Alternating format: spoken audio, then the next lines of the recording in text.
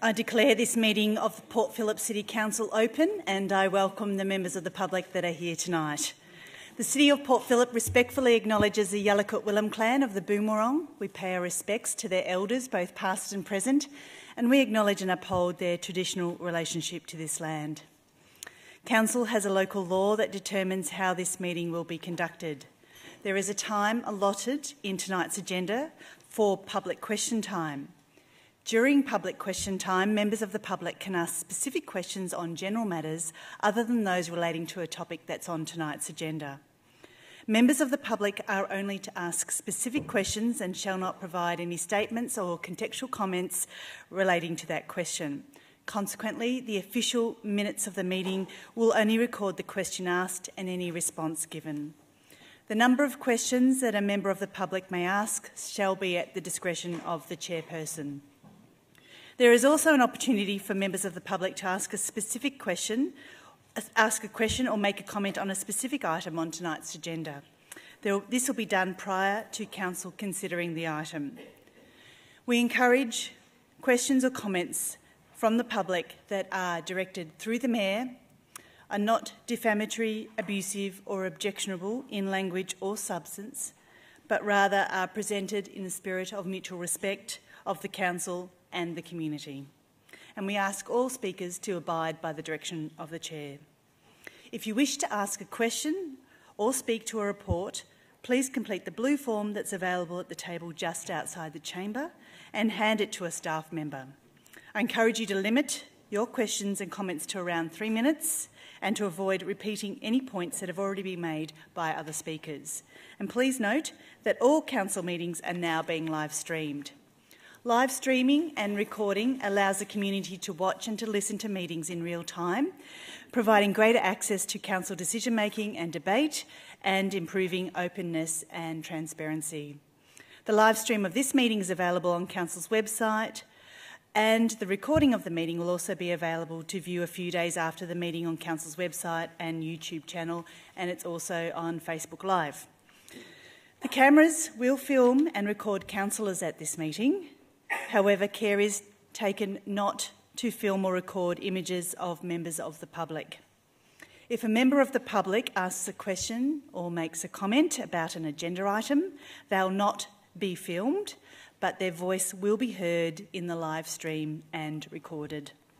Please also note, in accordance with Council's local law, that this meeting cannot be filmed or audio taped unless permission is granted by the Mayor. And in the unlikely event of an emergency evacuation, please follow the instructions of the Chief Warden. Okay, so that being said, we'll move on to the agenda. Councillors, first of all, apologies, and we're all here, so there's no apologies. Item 2, which is the minutes of the previous meetings. Councillors, the minutes of the meeting of the Ordinary Council on October the 3rd, 2018 has been circulated. Are there any questions relating to these minutes? If not, do I have a mover for that? Councillor Baxter to move, Councillor Pearl to second. I'll put that motion. All those in favour? That's carried unanimously. Thank you. Declarations of conflicts of interest. Does anyone have a conflict of interest in any matters tonight? Councillor Pearl.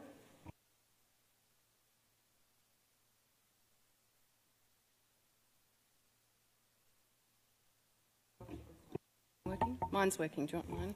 And mine's working. There we go. I, Councillor Marcus Pearl, have a conflict of interest in relation to item 9.2 through indirect close association, a conflict through close association. Thank you. That's 9.2 Children's Services Policy. We'll ask you to step out at that point, Councillor Pearl. Thank you. Item 4, which is petitions and joint letters, and we don't have any petitions or joint letters tonight. Sealing schedule, and we don't have any documents requiring sealing. Item 6 now is public question time. 2, 4. We've got 6 people that have requested to speak tonight. Councillors, I'll ask them in the order they're here. Mr. Peter Holland, please. Welcome, Mr. Holland. Please pop on the microphone, state your name again and suburb, please. My name's Peter Holland and I'm from St Kilda. I'm asking, the Largi competition, the design competition for the St Kilda Triangle has been won by Melbourne's NH Architecture's team. This had a focus on adding art and renewable energy to the council's master plan. The next step would be to develop a business case. What is the position of council on cooperating with the state government on this? Thank you, Mr Holland. Mr Dewar.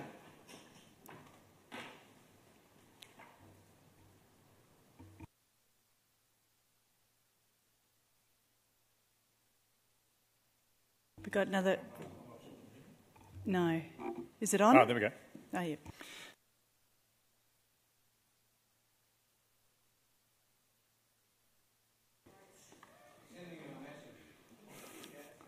Okay. The Lucky Design competition did produce some creative ideas for how we might be able to use the Triangle site, and it's particularly pleasing to us that a local firm won. It is hoped that the Victorian Government of the day would see the Lucky Design as an exciting opportunity for the St Kilda Triangle site that builds on the master plan, and we hope that they'd commit to undertaking a business case to explore the future redevelopment of the site. Cooperating with the state on such a business case would be consistent with our approach since 2016 and the master plan. Thank you, Mr Dewar. Mr Trevor White, please.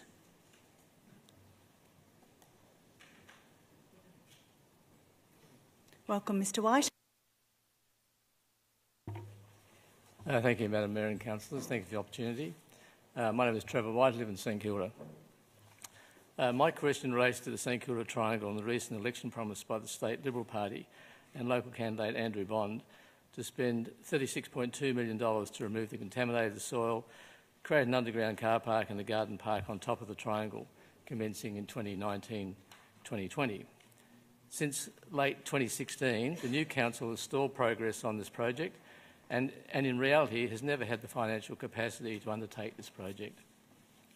We have long argued that the state needs to be involved in this project and welcome the triangle is now on the state's agenda and hence gaining attention to access state funding. We welcome the state's involvement both with the Lagi competition and now the Liberal Party has promised to allocate $36.2 million for the triangle. My question relates to the recent announcement by the Liberal leader of the opposition, Matthew Guy, and the Liberal candidate, Councillor Andrew Pearl. Did the Liberal Party or any of its candidates or officers contact the City of Port Phillip, its councillor, CEO or staff to inform them of the announcement prior to the Liberal announcement being made on the weekend?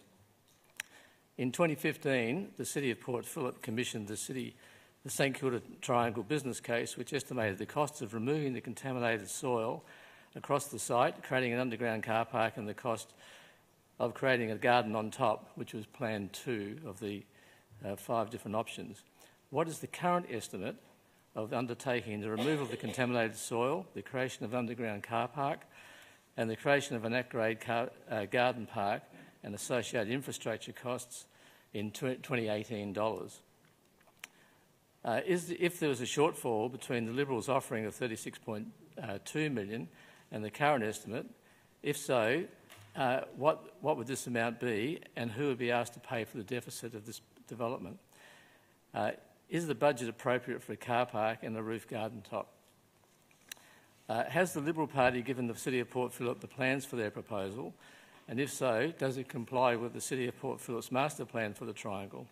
If there are no plans, how do you think that the master plan was funded, or costed rather? Has the Liberal Party offered any reimbursement to the City of Port Phillip during the foregone car parking revenue lost during the construction? Whilst I support councillors standing for state parliament, given the roles of candidates in the forthcoming state election,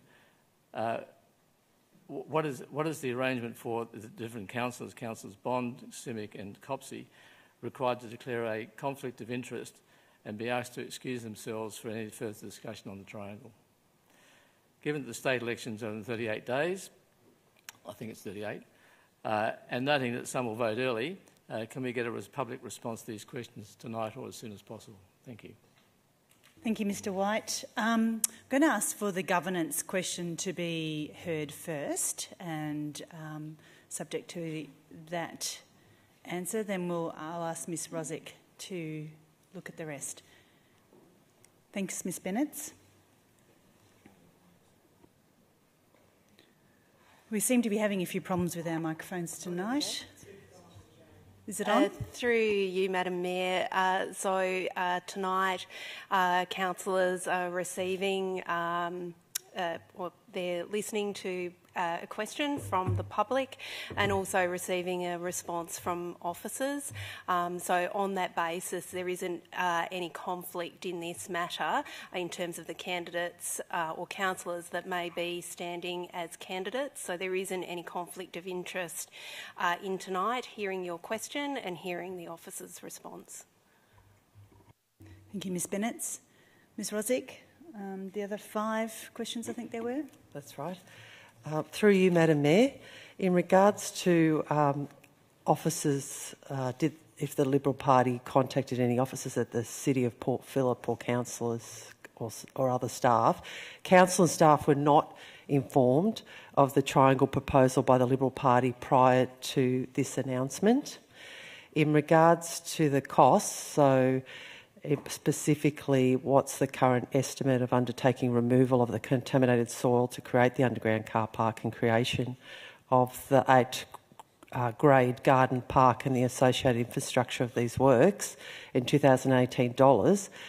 I do have some information about 2015 preliminary business case for the Kilda Triangle, and that was modelled, and the underground car park for approximately 350 cars was $36.55 million, which included approximately $25 million in soil removal costs. The estimated cost of developing a park on top was $21.5 million, so that's a total of $51.8 million. Adjusted for CPI, this may be, but these are approximate figures, of around $61 million.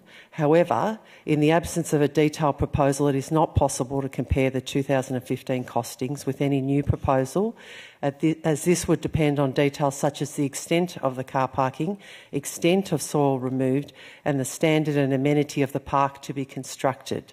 So that could alter all those costs. In regards to the third question, is there a shortfall between what the Liberals are offering, current estimates, and who'd be paying for the deficit, and is the budget appropriate?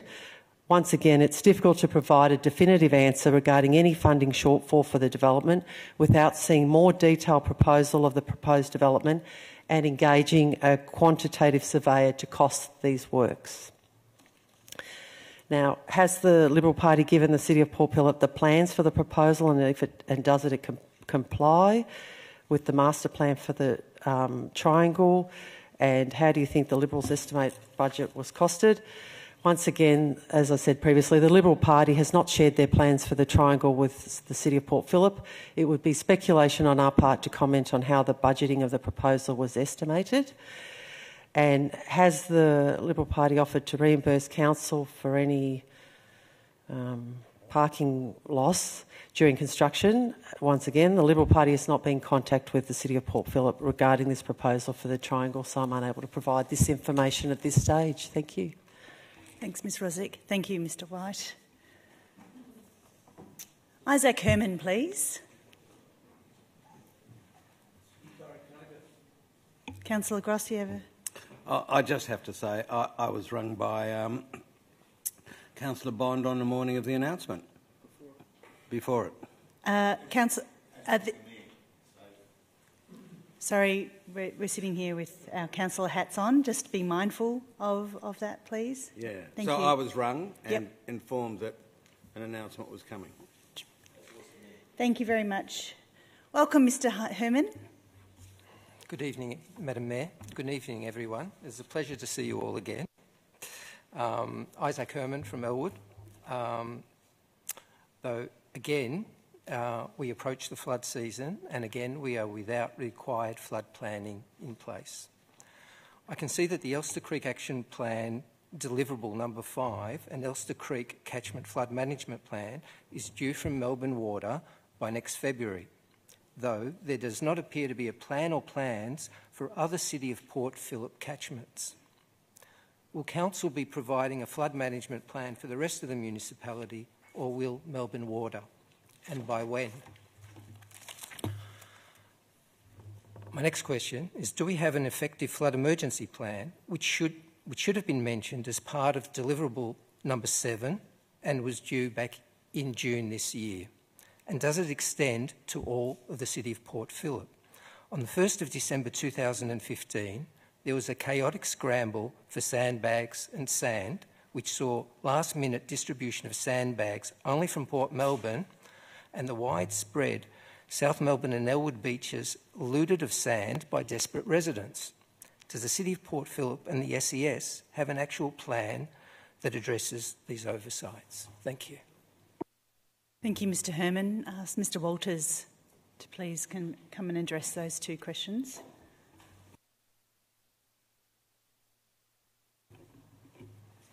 This one works. Through you, Madam Mayor. With respect to Mr Herman's question on the flood management plan for the entire municipality, officers have commenced workshops with this Melbourne Water-led activity.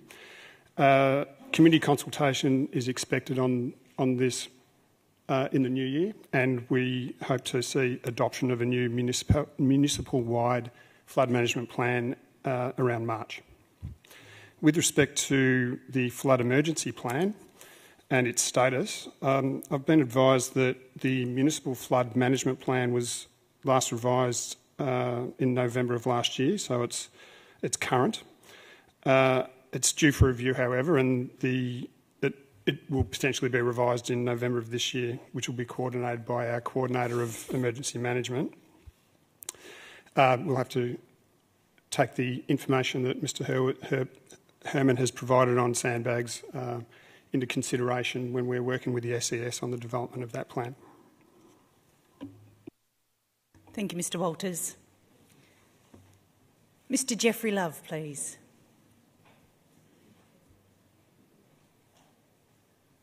Welcome, Mr Love. Thank you, Mayor, Councillors and Officers, for this opportunity to address you. Jeffrey Love, St Kilda, and I'm addressing the Elster Catchment Forum, the last meeting of which I have sent an email to some councillors and officers about, but to bring you up to speed, it reads, in essence, firstly, when I raised concerns about Principle 4, the response was that the principles had been decided and were not open for input from the community reference group. This doesn't conform to the stated community engagement principles. Secondly, the report from Wendy Smith of Melbourne Water reported that A, the working group would only be addressing 1 in 20 events, 1 in 20 year events or 5% events, and not 1 in 100 year or 1% events. B, would not consider using ovals and other large open spaces for flood mitigation, and rather look at strip rail reserves and the like. Did not want to turn ovals, where there had been infrastructure development, into quarries, and C, that the Elster catchment had already had significant flood mitigation works done. In response, A, is it Melbourne Water's policy now not to try to mitigate 1 in 100 events? This would represent a major policy shift for Melbourne Water, who would then be responsible for this work. Considering that this has been EFLAG's major focus for 6 years, this announcement was quite disturbing. B, why would Melbourne Water abandon a common practice, that is, using parks and other large open areas to mitigate major flooding? Why would it abandon a common practice and its best flood mitigation resource? Where does the reference to turning parks into quarries come from? That's for water retention. It has never been proposed by EFLAG. And C, the works done to mitigate flooding in Elwood have failed. That is why EFLAG was formed and has agitated for catchment-wide water management. I understood that the Elster Catchment Forum, the working group and the associated bodies was to be an exemplary exercise in water-sensitive urban design and integrated water management, and a template for other catchments. The idea that Elwood has had its fair share of works done does not float. Now, the questions I have... Yes, please come to the end. You've had 3 minutes now. For Council. Firstly, is Council aware of the Elster Catchment Working Group's decision to abandon efforts to mitigate 1% or 1 in 100-year flooding in Elwood? Secondly, does Council endorse this decision? And thirdly, which instrumentality will now be responsible for protecting Elwood residents and businesses from major flood events? Thank you. Mr Walters. Through you, Madam Mayor.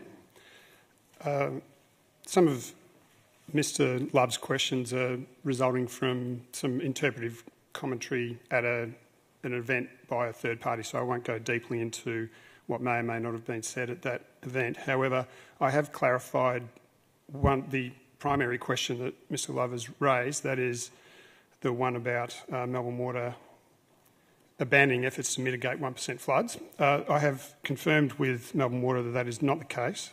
Indeed, the more positive narrative, as we see it, is that Melbourne Water is now willing and able to consider mitigation efforts that will positively impact on the more frequent but less severe events that do plague Elwood.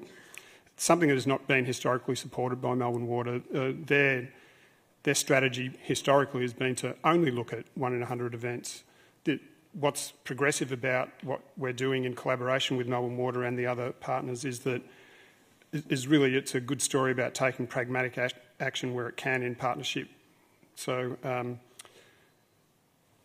Council is not aware of, in fact, Council has clarified with Melbourne Water that they are not ruling them out. But the reality is that in the case of Elwood, the scale of earthworks, for example, that might be needed in a park are very, very significant, and I think that may have been where the comment made with some artistic licence about turning a park into a quarry may have arisen from, but that is certainly not the position of Melbourne Water, that they won't attempt to address 1 in 100 events. Thank you, Mr Walters. Helen Halliday, please. Welcome, Ms Halliday. Thank you, Madam Mayor. I wanted to speak on the same issues, and given that my name is Helen Halliday and I'm from Balaclava. At the last meeting, I raised a series of questions, mainly relating to the CEO's report, of which one related to Elster Creek. My primary concern there was that there has been distributed the principles that have been adopted, that were proposed to be adopted at the reference committee, which directly address the 2 issues that have now been discussed tonight by one of the members of the reference committee, Geoffrey Love. Obviously there's been a response from Brett, which Mr Walters, actually. Brett's fine, good. To address that particular issue. So I won't go on. We also now have some times to actually meet with the councillors, to meet with the officers on that particular issue. So maybe some of these issues can be ironed out at that meeting. But certainly the wording that's been provided as being questions of principle certainly seem to be in direct contradiction to the Memorandum of Understanding of the Council in relation to its priorities for the Elster Creek area.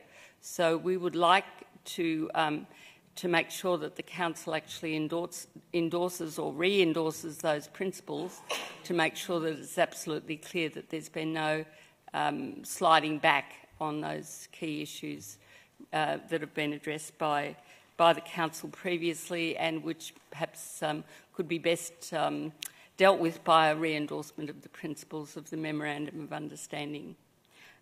So that would be a suggestion I make.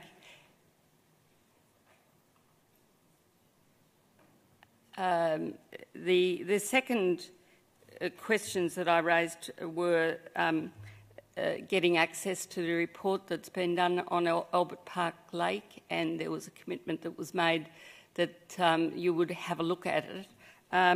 Could I just say that we've had that situation where we've been told you will look at reports being made available on many occasions before. I think it's now time where the Council actually adopted in principle that any reports that are provided either which have a direct bearing on the citizens of the city, especially in relation to flood management, will be made available as a matter of course rather than as a matter of request. So that's my second thought. The third question relates to Elmer Park, which was also another area where the Council is in taking action on Elmer Park and is providing various facilities within that park, but the community has no idea what those facilities are. And finally, just broadly, until we get an integrated water management process in train, all of these various principles and practices that are being adopted do not fall within an integrated water management scheme. We would like to see an integrated water management scheme with full community participation. It is clearly one of the city's most important things that you need to do to make sure that you don't flood and we don't run out of water. So all of those things seem to us to be matters of great importance to the city. Thank you. Thank you, Ms Halliday. Mr Walters, are you able to address those? Thank you. Through you, Madam Mayor. Where shall I start? With respect to Elmer Park stormwater harvesting program proposal, there's a public tender with design documentation about to be released, so that will be the details of that will be available to all very shortly. But broadly speaking, it involves underground storage to provide irrigation for the park, and involves a constructed wetland to clean the harvested rainwater to provide that irrigation. Mr Walters, where do people find the tender documents? I know that I might have to take that on notice and provide further information, unless Mr Trail can add value, but they certainly, Tenderlink is used for tenderers to access that information, but I believe it's advertised in newspapers as well with information about where to get the documentation, but I think we can probably provide something directly. With regard to Albert Park, I understand Mr Johnson gave an undertaking at the last meeting to confer with the project lead, which is Parks Victoria, around what we can release because they are the project lead. We have a general practice to make our own reports public now. I think it has been, as Ms Halliday's mentioned, it's generally been done on request, but we try to do what we can to make it public as we can make them available. But in this case, it's led by Parks Victoria, so that's a negotiated point.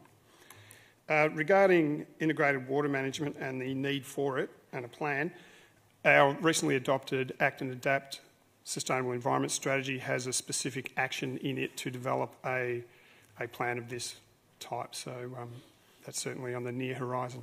Can you advise when that is? It's early next year, was it, to start? So we expect to complete that by June of next year, and we've started some of the pre-work already.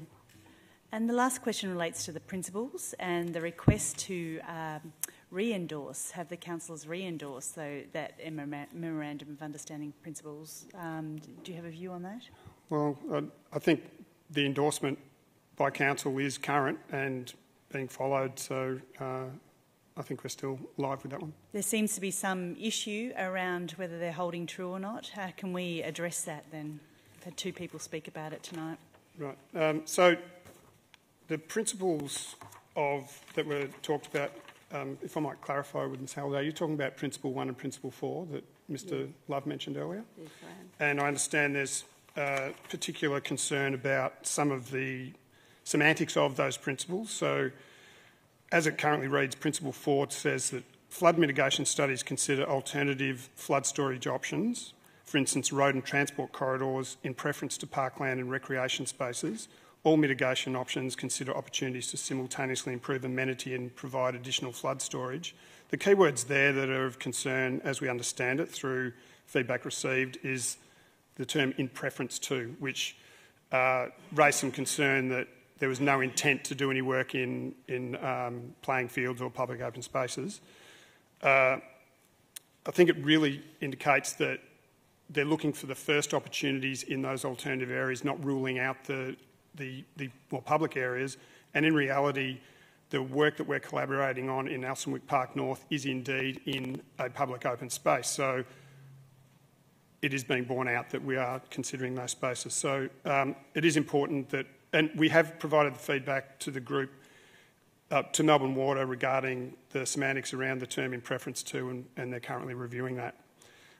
With respect to Principle 1, which I believe is the other one, flood mitigation opportunities are sought across a range of small to medium event sizes and geographic scale. That is in reference to what I said earlier, that Melbourne Water are now willing to look at smaller and medium events to treat, which is a departure and indeed an enhancement of their previous strategy.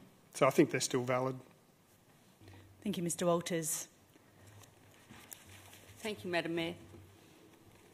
I'm going to speak to Brett next week. Okay. Miss Gail Hastings, please.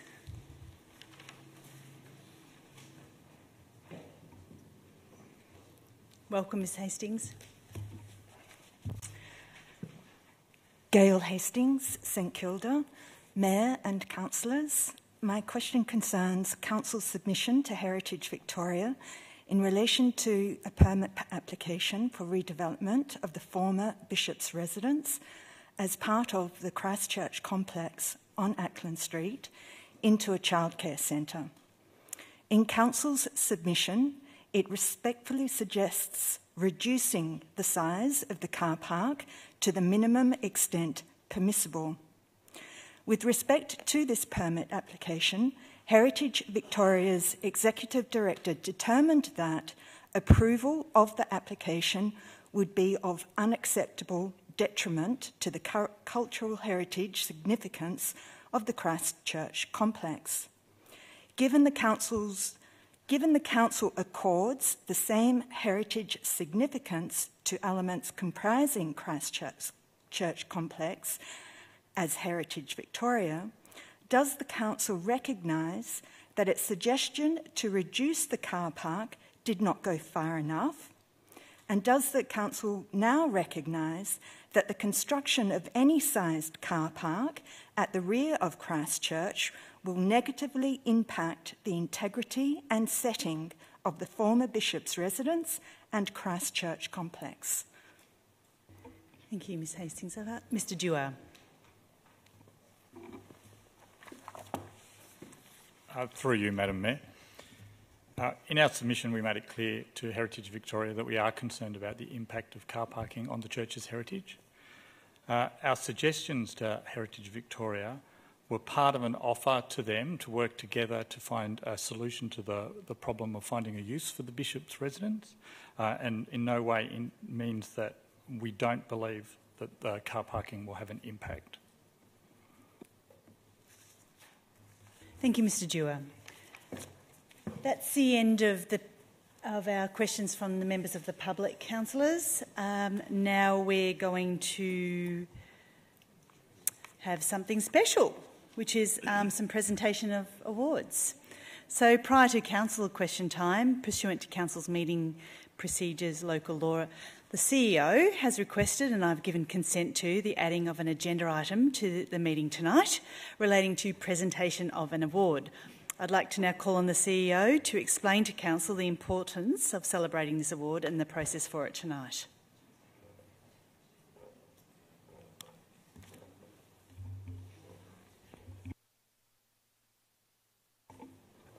Thank you, and through you, Madam Mayor. Madam Mayor, last Thursday, the 11th of October, Council was awarded the 2018 Premier Sustainability Award in the government category. The award was received in recognition of the Melbourne Renewable Energy Project, or MREP. And I'd like to call on Mr Brett Walters, Manager Sustainability and Transport, to provide some further details of the award and then to present it to you, Madam Mayor. Through you, Madam Mayor. So the Melbourne Renewable Energy Project involved 14 organisations, including 4 local government authorities, committing to a process which has resulted in the construction of a wind farm near Crowlands near Ararat, which not only produces 140 jobs in an area needing that stimulation, but it's also, the project's the first time in Australia that a group of councils and other institutions have collaborated to jointly procure renewable energy through what's called a power purchase agreement, allowing us to profoundly reduce our operational carbon emissions for the next 10 years and provide long-term pricing certainty. It was a really involved process. It took 3 years of work across council and across 2 council law groups. One of the project objectives was to create a replicable process for the other groups to follow, and the recent announcement of 18 New South Wales councils signing a similar agreement has shown that the leadership and willingness to collaborate by Port Phillip and its partners has already borne fruit.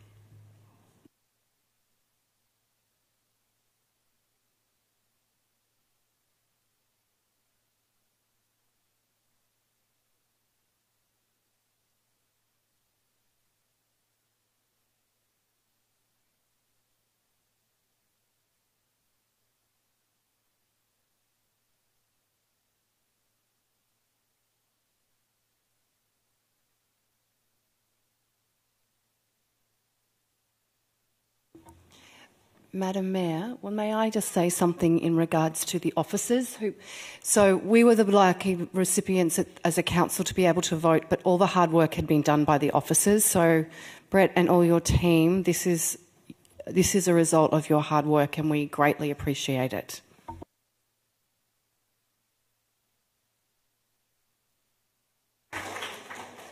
Thank you, Councillor Crawford. Now we'll go to item 7, which is councillor question time. Councillors, do you have any questions for the officers? Councillor Copsey.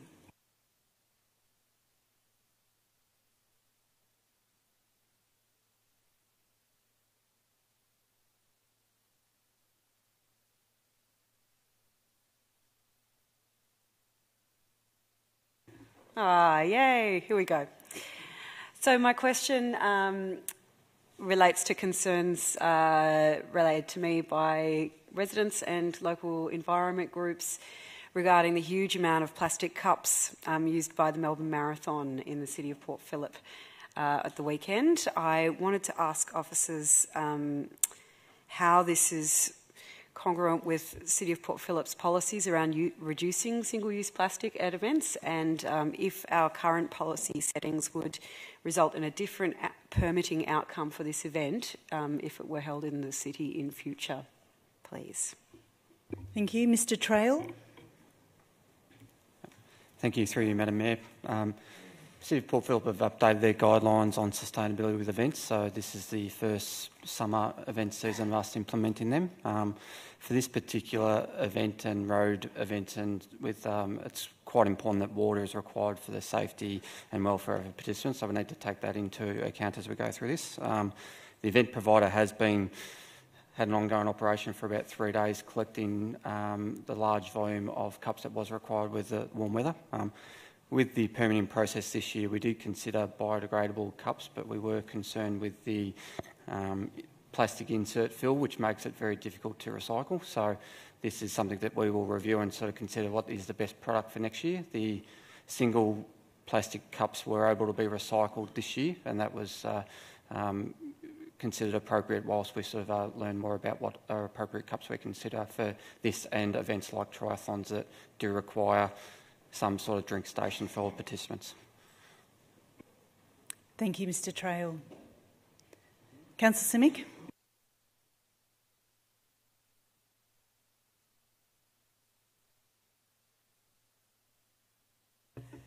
Hello. Okay, good evening. Thank you, Madam Mayor. I've got a question which has come to me from members of the community and also some of the local service providers who are concerned about some of the closures of beds and accommodation options in our municipality in recent times.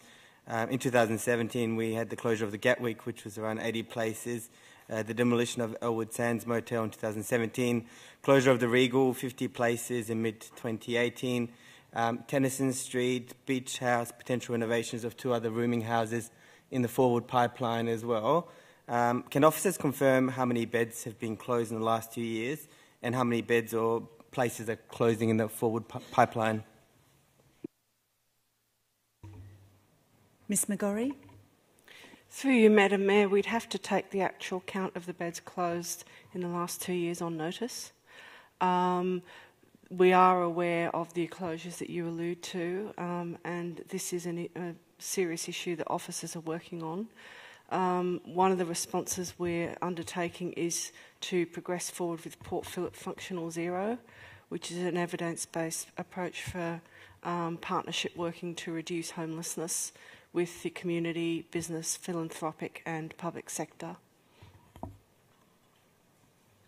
Just to follow up, Ms McGorry, if I can, are you able to outline the sort of impact that the closures are having on some of the existing referral services, and whether this issue has been raised with officers, whether by those referral services? Through you, Madam Mayor, these closures are having an impact on emergency accommodation, as you rightly point out. Officers are operating the rooming house closure protocol with community organisations, which is our usual response to these closures, but the lack of affordable and emergency housing remains a major issue for our locality. Thank you, Ms McGorry. Any other questions, councillors? If not, I have one as well, and mine's relating to local laws and dogs, essentially. I would like to understand what we are doing, and this is in particular has come from many people in our municipality, about what we're doing to be more visible and proactive with being seen and enforcing the on-leash provisions in our streets, please.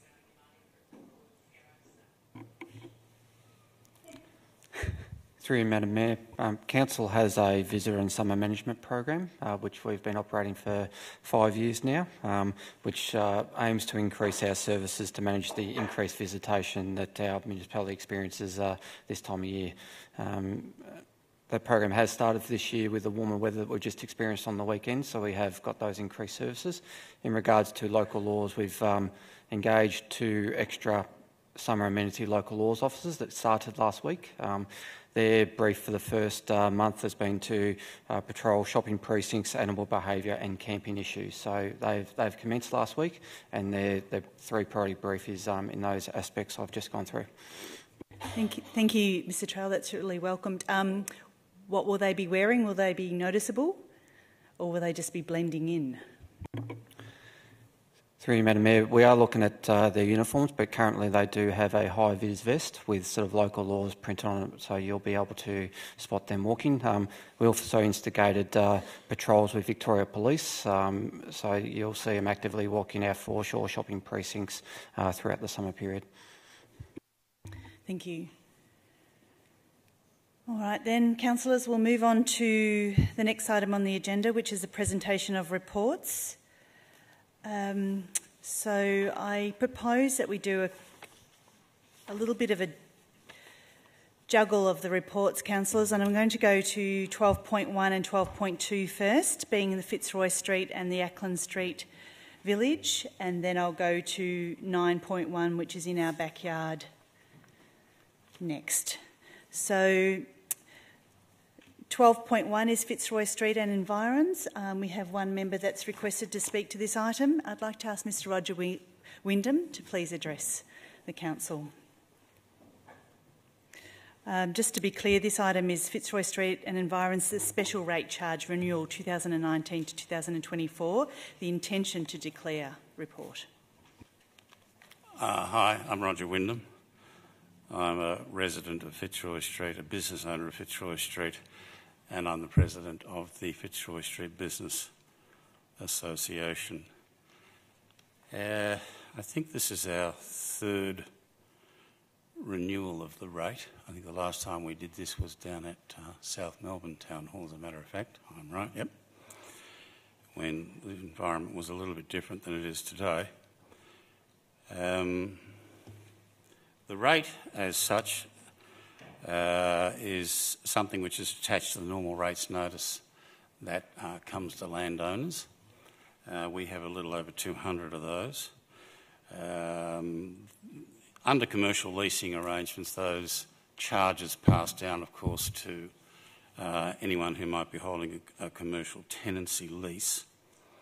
And that money in total comes to just over $200,000. I think it's going to be about $216,000, and that'll be indexed over a period of 5 years to keep up with inflation. That money is, as all special rates are, it has special rules around it. We're contracted through to council. There's one of the largest financial contracts you'll ever see, if you care to go back and have a look at our history, in which we have vicious reporting requirements to council in terms of what we do with the money, which is right and proper. It's other people's money and we need to account for it. The intent of the money is to provide for the promotion and business development and marketing of the street. Something which has been a little bit challenging in the environment of the last 5 years, which has seen the steady decline of the economic environment in Fitzroy Street, and in some respects only goes to highlight the need to maintain the rate so that we can maintain the consistency of our effort around keeping the profile of the street alive, and that's really partly one of our primary objectives, is to make sure that it doesn't drop out of public sight. We currently have on the street 25 commercial vacancies. I did a street walk this afternoon and counted all of them.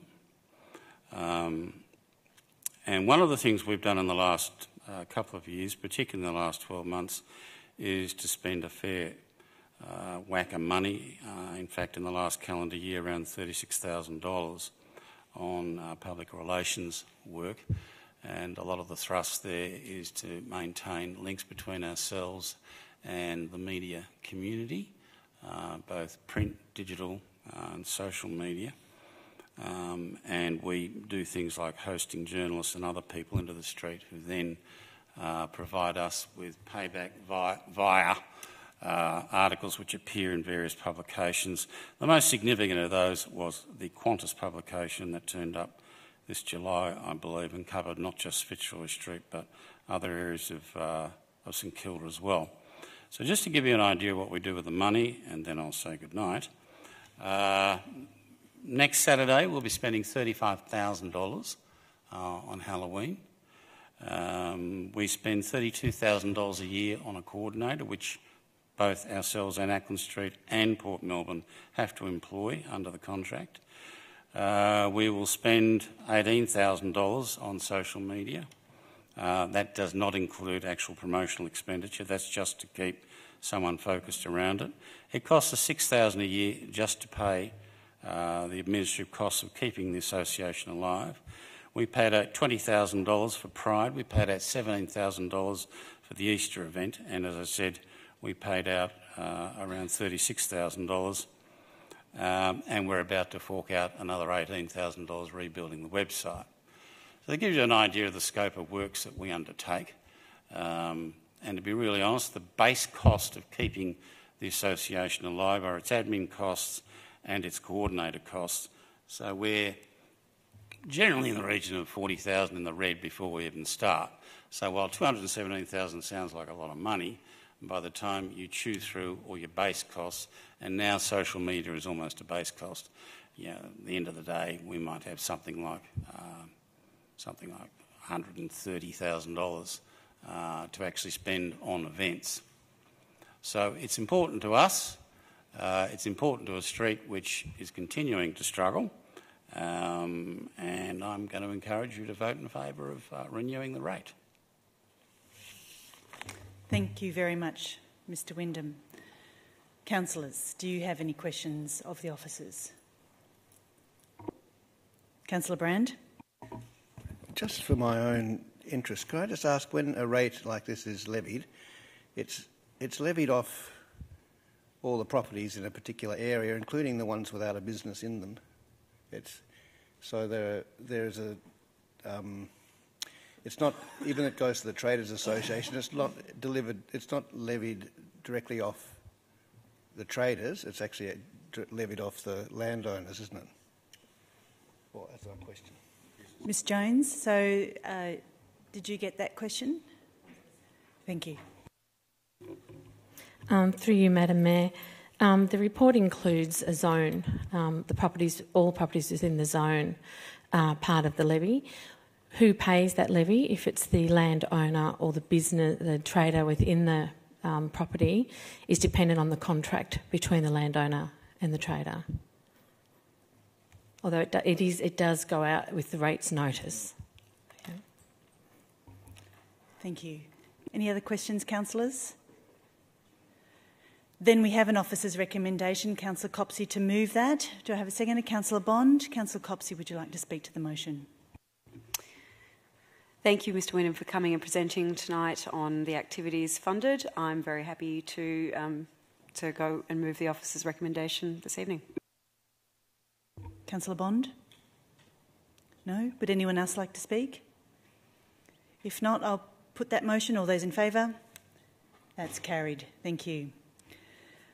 Now we'll go to 12.2, which is the Acland Street Village Special Rate and Charge Renewal 2019 to 2024, the Intention to Declare report. And Janet Rosenberg, welcome.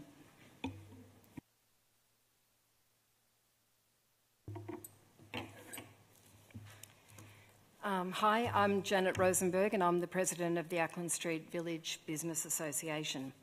I'm here to also ask for the special rate for the Business Association to be renewed. We ask that Council support the start of the statutory process. The special rate is very important for the traders of the Acland Street precinct to maintain their profile. It enables the association to market St Kilda in a way we believe is beneficial to all the businesses we represent and their ongoing viability. The rate has been running for more than 14 years and has been critical in allowing the association to put on events that will bring people to the area to enjoy what St Kilda has to offer and to continually come back. The marketing we do also helps promote St Kilda in the quiet winter months.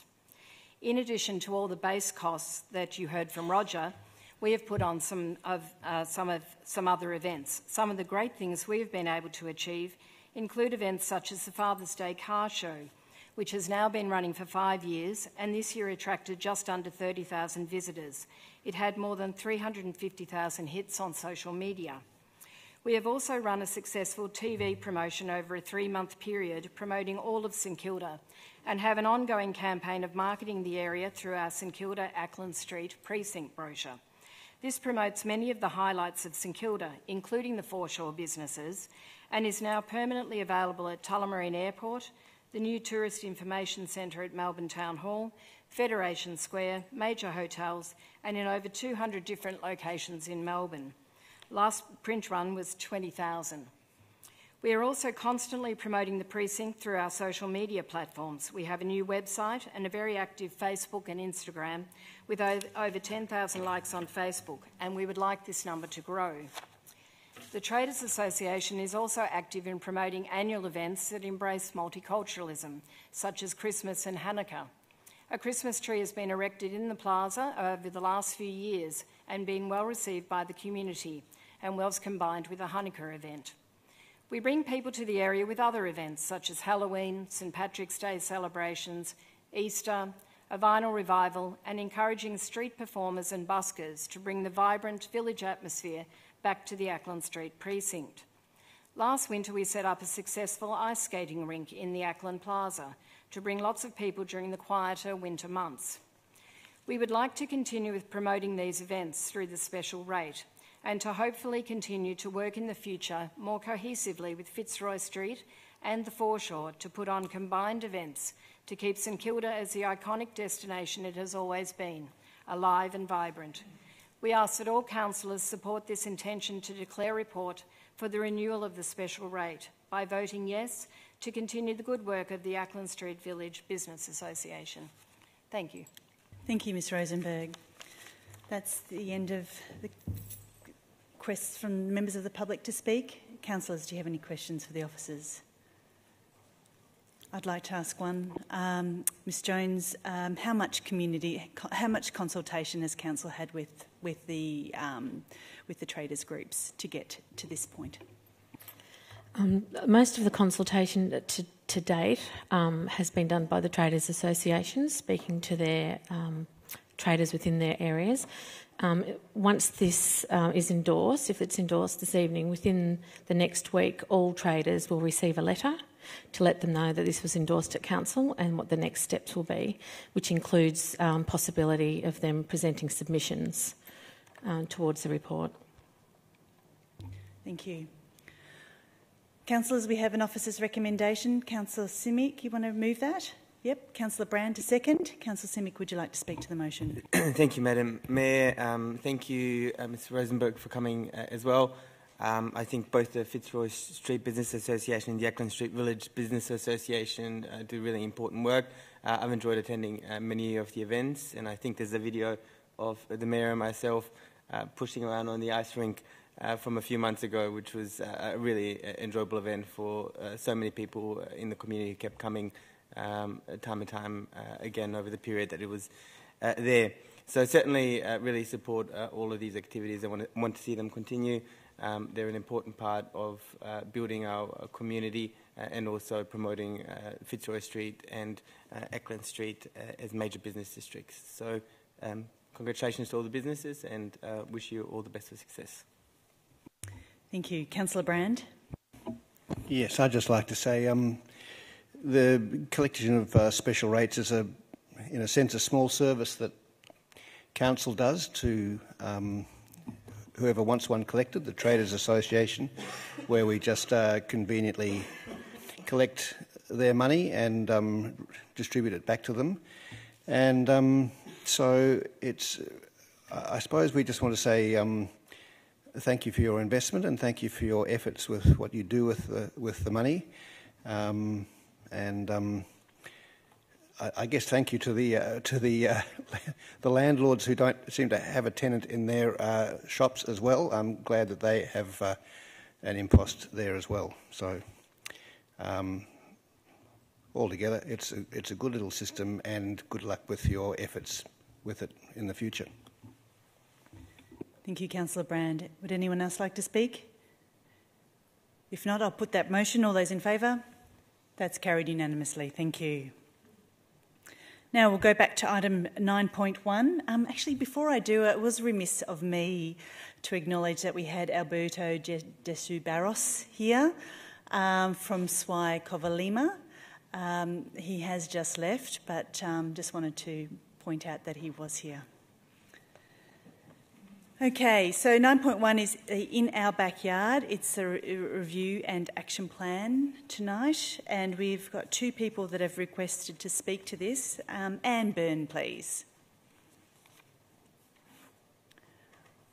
Welcome, Ms Byrne.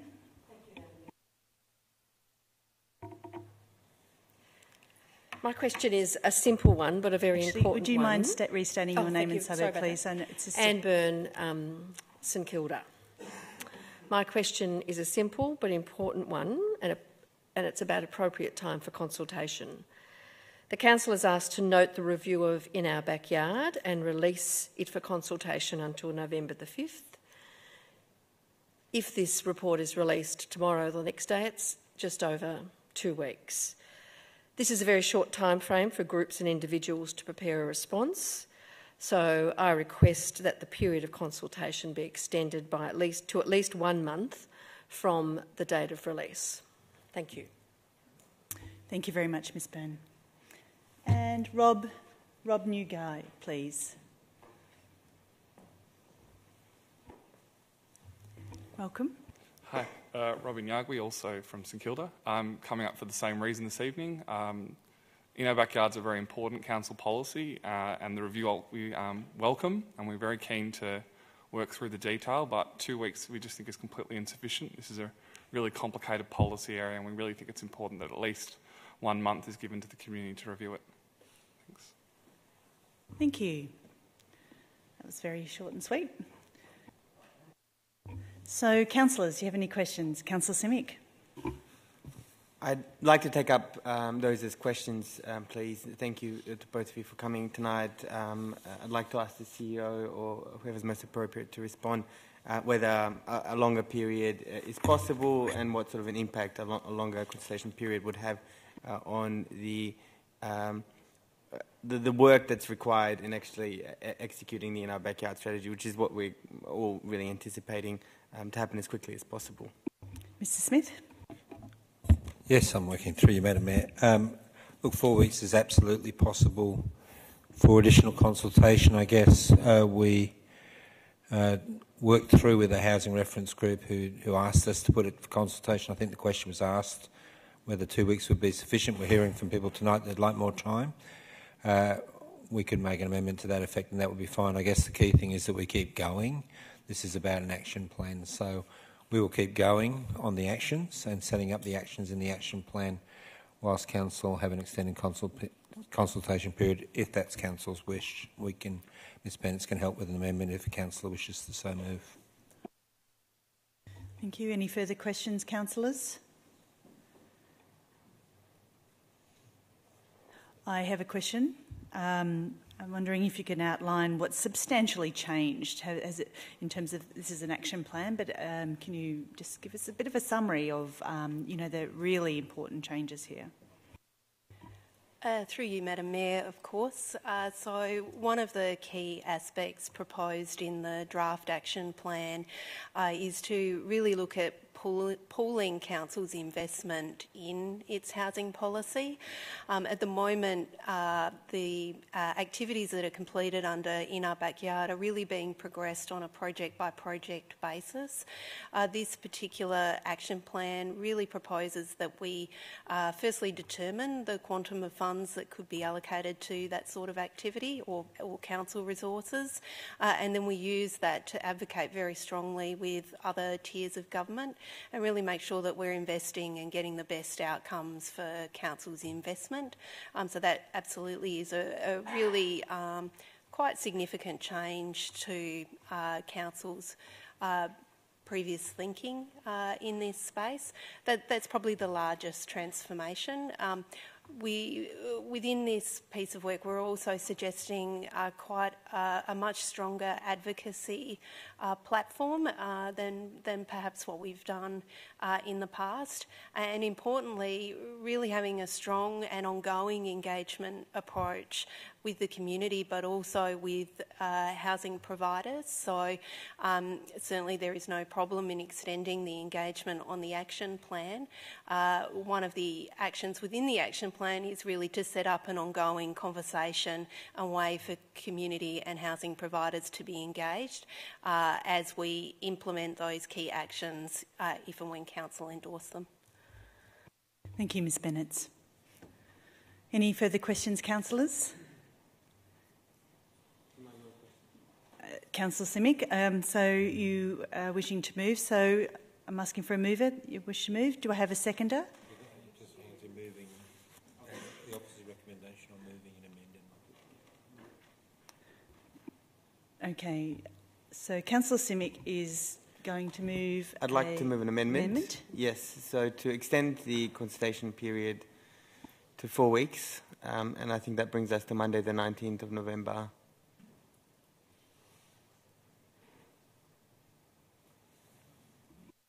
Do I have a seconder for that? Councillor Brand, thank you. Councillor Simic, would you like to speak to the motion? Thank you. Firstly, thank you to the officers for the work that they've done in preparing this report and the work that's yet to be done. I'm really reluctantly amending the officers' recommendation to extend the consultation period to 4 weeks, noting it is really important for us to consult broadly and make sure that all of the service providers, organisations and community are on board and participating. But since coming on council, I've been really anxious to see the In Our Backyard strategy realised. You heard some of my questions earlier. about the number of beds and places, which is actually shrinking in the municipality because of some of the upgrades that are taking place currently. Those upgrades are really important and they'll ultimately create more spots, but in the current period we're really struggling to accommodate people and also looking at the housing need across the state, which is growing. It is so important for us to be continuing this work and working as diligently on it as possible. Working with the other councillors and the CEO, we did receive a report from consultants and have considered our approach about how we can pursue the in our backyard strategy. There's a lot more pieces to come, and the reason I'm reluctant to extend the period now because I know that each of the other pieces which we are going to need to talk to the community about as we're implementing will also take time. So I really want us to achieve the in our backyard strategy and do it as quickly as possible. And with that in mind, I commend this next step as a very important step in that process. Thank you, Councillor Simic. Councillor Brand. Yes, the same things as Councillor Simic said, but it is a very important policy which has taken a long time to get to this point, and it's a very positive and proactive set of ideas that we've put together, and it's very important, I think, at this point that some of them are still a bit contentious, and there's been a lot of contention in the past, and it's very, very important that we bring this together into something which has a sense of unanimity behind it, and everybody can get behind it and see its positivity. And if there needs to be alterations to it or points debated further or re-examined, it has to happen now, and it has to happen in a very collaborative and positive way, which I think is important for the consultation period, to have a period where any of those discussions can be had between various suppliers and players so that they can actually get their line straight and their thoughts lined up and end up with a collaborative and unified sense of approval of this or something very similar to it action plan.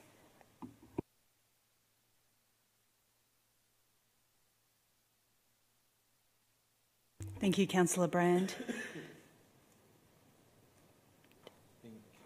Just got a point of clarification on 3.4, whether we can still bring it to Council for endorsement in November, given the change. We're just checking in on that. 21st of November? Okay, so it still looks like it can. It would be better to probably adjust it to December, I think. Okay, we're getting advice that we might put it to December just in case. So if that's okay with you, Councillor Simic and Brand, to make that alteration, I think that's a minor one. Just to 3.4, not to the... Yeah, just to when the action plan comes back for endorsement to Council. Can we say, Madam Mayor, in December 2018 or earlier if possible? Or by December 2018? Yes. So I think so the in before December, just change it to by, and that gives us a bit more leeway. Thank you for clarifying that, and that's been okayed by both the mover and the seconder. Would anyone else like to speak to this motion? No, well, I will say something as well, that this has been a significant issue and one that the councillors have been engaged with over a more recent past, and so I wanted to thank the officers for all their work, and in particular the work by the consultant SGS has done a great job in sort of rounding us all up and trying to get to a position where we can, move forward. I think we've got a plan that's very robust, it's very clear, and it will deliver the outcomes we desire. It is a step change in thinking, and I think the 6 objectives and the 11 key actions, along with all the milestones, are really well thought out, and will take a long time, I think, to actually deliver, but we'll deliver the right results. So looking forward to the feedback through this consultation plan and see where we end up. So thank you very much. Councillor Simic, did you want to close? If not, we'll put that motion. All those in favour? That's carried unanimously. Thank you. The next item is 9.2, which is the Children's Services Policy Development Review, and we've got no one that's requested to speak to this item. Just got a quick conflict, if I can declare that, Madam Mayor. Yes, Councillor Pearl. I, Councillor Marcus Pearl, declare an indirect conflict of interest by way of close association. Thank you. We'll call you back in after the item's finished. Councillors, do you have any questions for the officers? I have a question to start us off. So the recommendation is that you need more time to synthesise the data collected. I'm just wondering what has been the learning so far, and why do you need more time than it was originally allocated, please? Thanks, Ms Bryce. Through you, Madam Mayor. We've collected a lot of information, and it falls into some key themes that we'd like to continue to explore. They are around access, supply and demand, quality and participation rates. So we've heard what the community has provided, we've looked at the data, and we feel to do justice to this very important process that more time will enable us to look at the impacts for our community. And it's only several weeks that we're requesting, but as it abuts Christmas, it then pushes us further into the new year.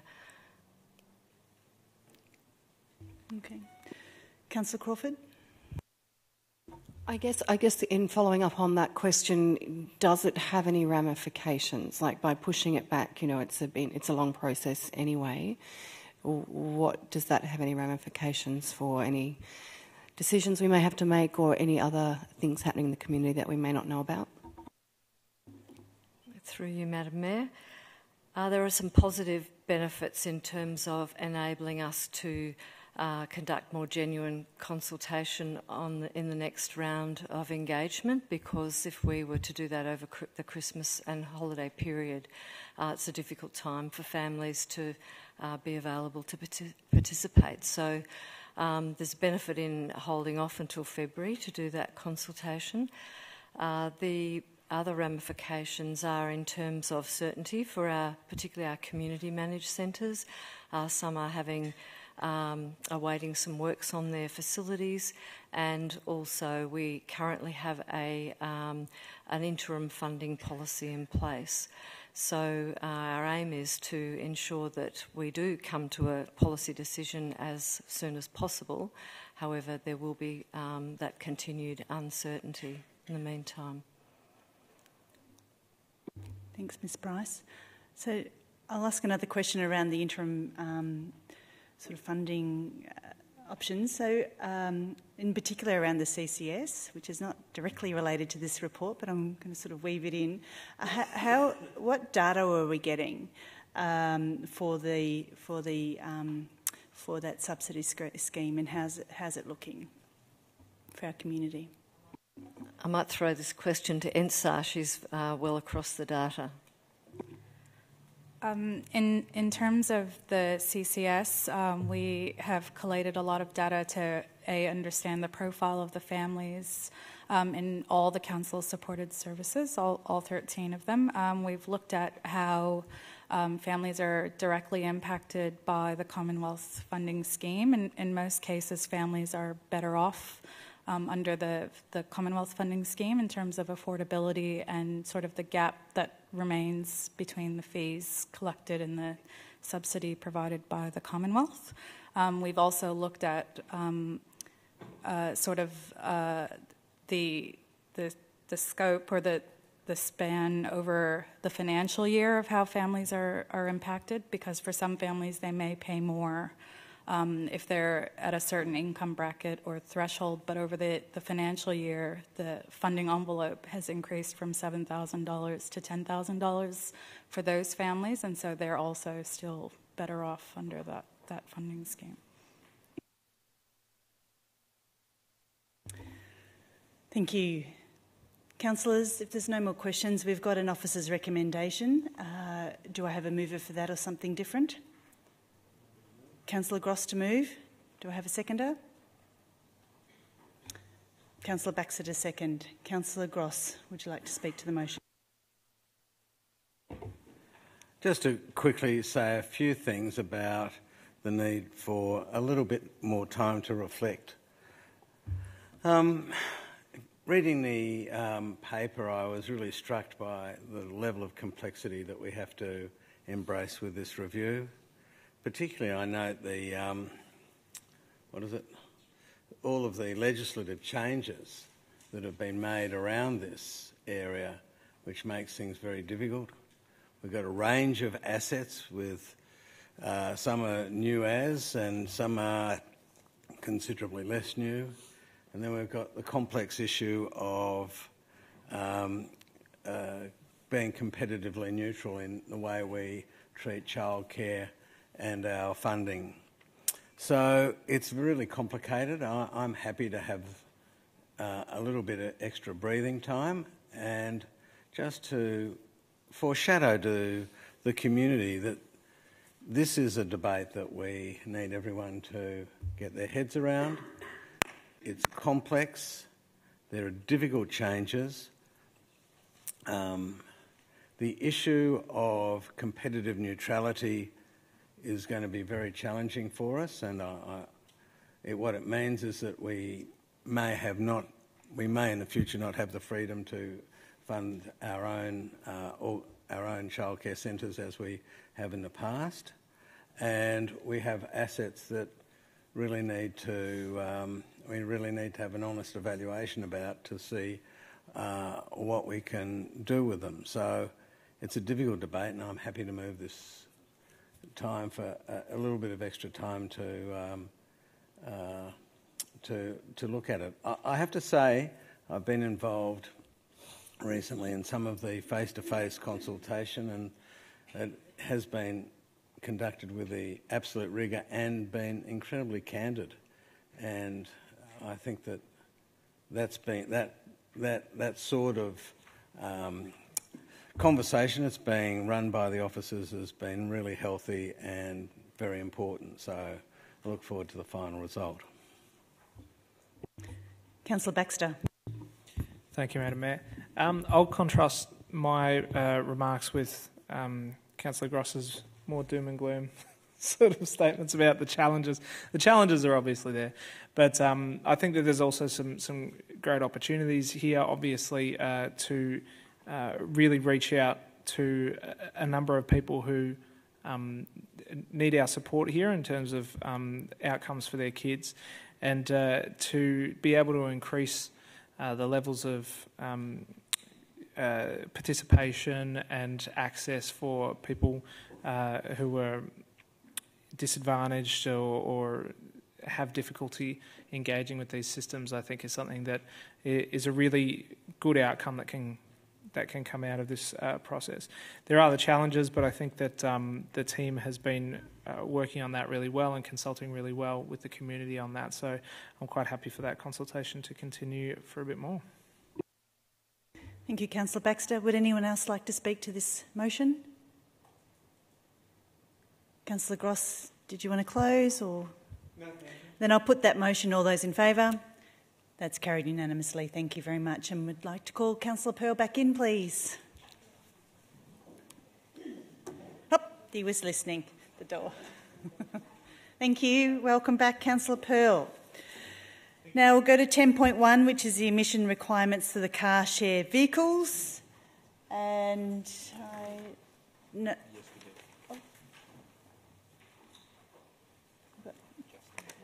Justin Passaportis, please. Hopefully I said that correctly. Hello. Welcome. If you could just state your name and who you're representing. My name is Justin Passaportis, and I'm the General Manager for GoGet Carshare. Madam Mayor, Councillors, thanks for letting me address Council this evening. I last appeared before you just over 2 years ago to commend the City of Port Phillip for putting together a carshare policy that promised to be a leading example for all of Australia. Since then, Council has followed its words with actions. Its officers have put in place dependable and consistent processes, worked collaboratively with industry, and brought the community along at every step of the way. Indeed, when the carshare emissions rules began in earnest earlier this year, Council again showed its openness to reassess, take a step back, and engage service providers to understand what the implications might be. GoGet welcomed the positive intentions of the requirements, while also recognising the need to balance these intentions with operational realities and ensuring the service remained affordable and accessible for everyone. We know from research and experience that by addressing these needs, many community members will not purchase private vehicles themselves. This is important in the present case because there is a distinct subset of the Port Phillip population who find value in having access to larger vehicles on a casual basis. These people would find car sharing an unsuitable alternative to private car ownership without these types of vehicles. When City of Port Phillip carshare members were asked, if you were to buy a vehicle in the next 12 months, what would you buy? 23% said an SUV. 22% of respondents wanted to see more fancy cars in their area, and 10% more people movers.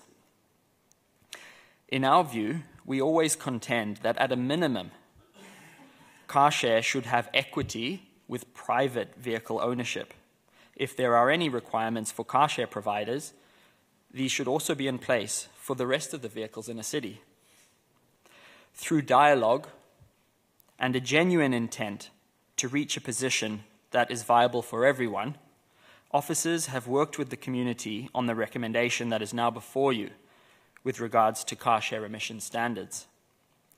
All in all, we believe the recommendation reaches a balanced solution, one where Council sets the framework and encourages service providers to keep greening their fleets while still recognising that the sustainability aspect of carshare is built into the model itself, that each shared car takes 10 privately held cars off the road, vehicles which are typically older and more polluting. This also increases participation in active transport and patronage of public transport. These are the factors that have the biggest impact on the local community. In conclusion, we believe that the recommendation is essentially supportive of Council's goal to provide 330 carshare vehicles and realise 10% of the population as members by 2021. Thank you again for the example you have set by being so collaborative with the entire community. Thank you, Mr Passaportis. Councillor Pearl would like to ask you a question. Thanks for coming in. I'm just wondering if there is such thing of your average customer. So obviously, probably people that don't have cards or don't have a second car is your target customer. But who are how would you describe the demographics of the consumer that uses your product? Thank you for the question. It's an interesting one. We tend not to have a classic customer. The reason being is our intention is to provide mobility services for everyone. For example, we're the first carshare provider in Australia, possibly even the world, that has introduced a fully accessible carshare vehicle, a vehicle which has been retrofitted with a lift at the back to provide access for people with disabilities. We provide student plans, seniors plans, we accommodate pets in vehicles, and everyone in between. And again, our intention is to provide access and transport solutions for as much of the community as we can. Thank you very much. Any questions for the officers, councillors? If not, we've got an officer's recommendation. Do I have a mover for that or something different? Councillor Pearl to move. Do I have a seconder? Councillor Bond to second. Councillor Pearl, would you like to speak to the motion? Councillor Bond, would you like to speak? Would anyone else like to speak? Councillor Brand. I just want to thank Mr Passapoulos from coming to speak to us and tell us what you've told us, which I found incredibly interesting and clarifying. And it's certainly the greatest saving in emissions is going to come from, in terms of share cars, is going to come from the widespread uptake of the service itself rather than from the vehicles. And I really like the idea of appealing to the widest demographic possible in all sorts of different ways. So thank you for saying that, and thank you, officers, and for developing this policy that actually does that. Thank you, Councillor Brand. Would anyone else like to speak? Councillor Baxter. Thank you, Madam Mayor. I'll support this motion, although I do want to express that I'm never happy to have to walk back a target that we've set originally. I certainly understand the reasons for doing so, that the car share operators have come back and explained where they're at with this. So the original target was that year-on-year tailpipe emissions, and it wasn't necessarily clear whether this was per car or an average across the fleet, but car share emissions, tailpipe emissions would be reduced by 15 grams year-on-year, and this is a change to say that requirement will be 5 instead. So that is a bit of a walk back. I do think that overall the gains that we get from having a flexible and expanded car share program and a number of different car share operators operating in the city outweigh that in terms of overall emissions. But what I do want to stress is that when this policy comes to an end, I would really, and this will be in a couple of years' time, I'd really like for council to be working with car share operators on, what are the future possibilities, given that there'll be a number of new electronic vehicle options coming online in a couple of years, and how we can best work together to achieve larger reductions in tailpipe emissions, as well as an increase in the car share fleet. So that's my hope as we go forward. The technology is getting better and better, and hopefully we'll be able to take advantage of it in Australia, as well as some of the other countries have been able to take advantage of it. Thank you, Councillor Baxter. Would anyone else like to speak? Councillor Pearl, would you like to close? Thanks very much for coming in once again and articulating your points. It was interesting to hear from you, and we appreciate that very much. Council shouldn't impose restrictions on businesses such as these, and I don't support the restrictions wholeheartedly, but I support them to be watered down in the fashion in which they've been proposed here. The state government and the federal government is their realm to restrict business activities on these type of areas, so I'm happy to support this motion, but overall don't support the restrictions that have been put in place, as I just don't think it's our realm to be regulating this type of activity. But I think it's a fine thing that seems to be worked out with the businesses, and hopefully, from what a small amount of research I've done, this would easily allow medium-sized vehicles to be used in this scheme, and we'll see what happens in the next few years, and I hope your business flourishes and succeeds. Thank you. Then I'll put that motion. All those in favour? That's carried unanimously. Thank you very much. Now we'll move to 11.1, which is Don't Waste It, Waste Management Strategy 2018 to 2028, consideration of submissions and adoption. And no members of the public have requested to speak. Councillors, do you have any questions? Councillor Gross. Madam Mayor, I just had a question about litter. So last time I spoke, this came to council, I spoke about perhaps we could have aspirational plans for improving the litter performance, particularly dumped rubbish and data collection on litter performance. Ms Pindall? Well, thank you. Thank you. Through you, Madam Mayor. There's a number of actions within the waste strategy that address litter. After the community consultation, we've actually embedded a target for recycling of litter collected in our litter bins to reach a target of 85% in the next 18 months, so that's exciting. But we also have 4 other actions that address, which are actions 15, 17, 18 and 20, which address maintaining our very high customer satisfaction levels, including how we manage litter through increased education, service reviews and better use of data from not just our community but from new infrastructure such as our solar bins, which will give us more data on where we're collecting most of our litter from. Thanks very much. Thank you. Any other questions, councillors? Mine's one about, not about the actual strategy, but about the welcome to country. And I'm just wondering, it's a change in the front of it. I'm just wondering if that could be just outlined why that's changed. Sorry. Ms McGorry? I'll have to take that on notice. Sorry, Madam Mayor, I'm not sure why that's been changed. Ooh.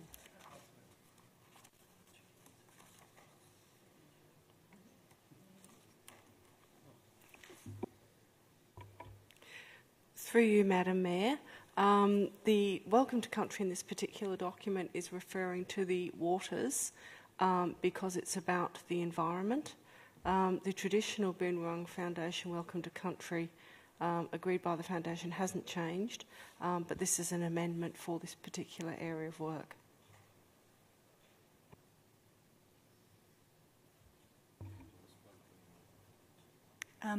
Ms McGorry, I'm just wondering, is this something that's going to be coming to council to be endorsed by this council to use? I would need to explore that, Madam Mayor, through the relevant officers that adopted this particular amendment. Thank you. Any other questions, councillors?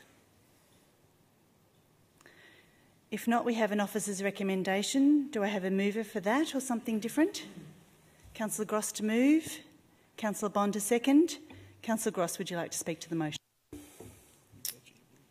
Sorry.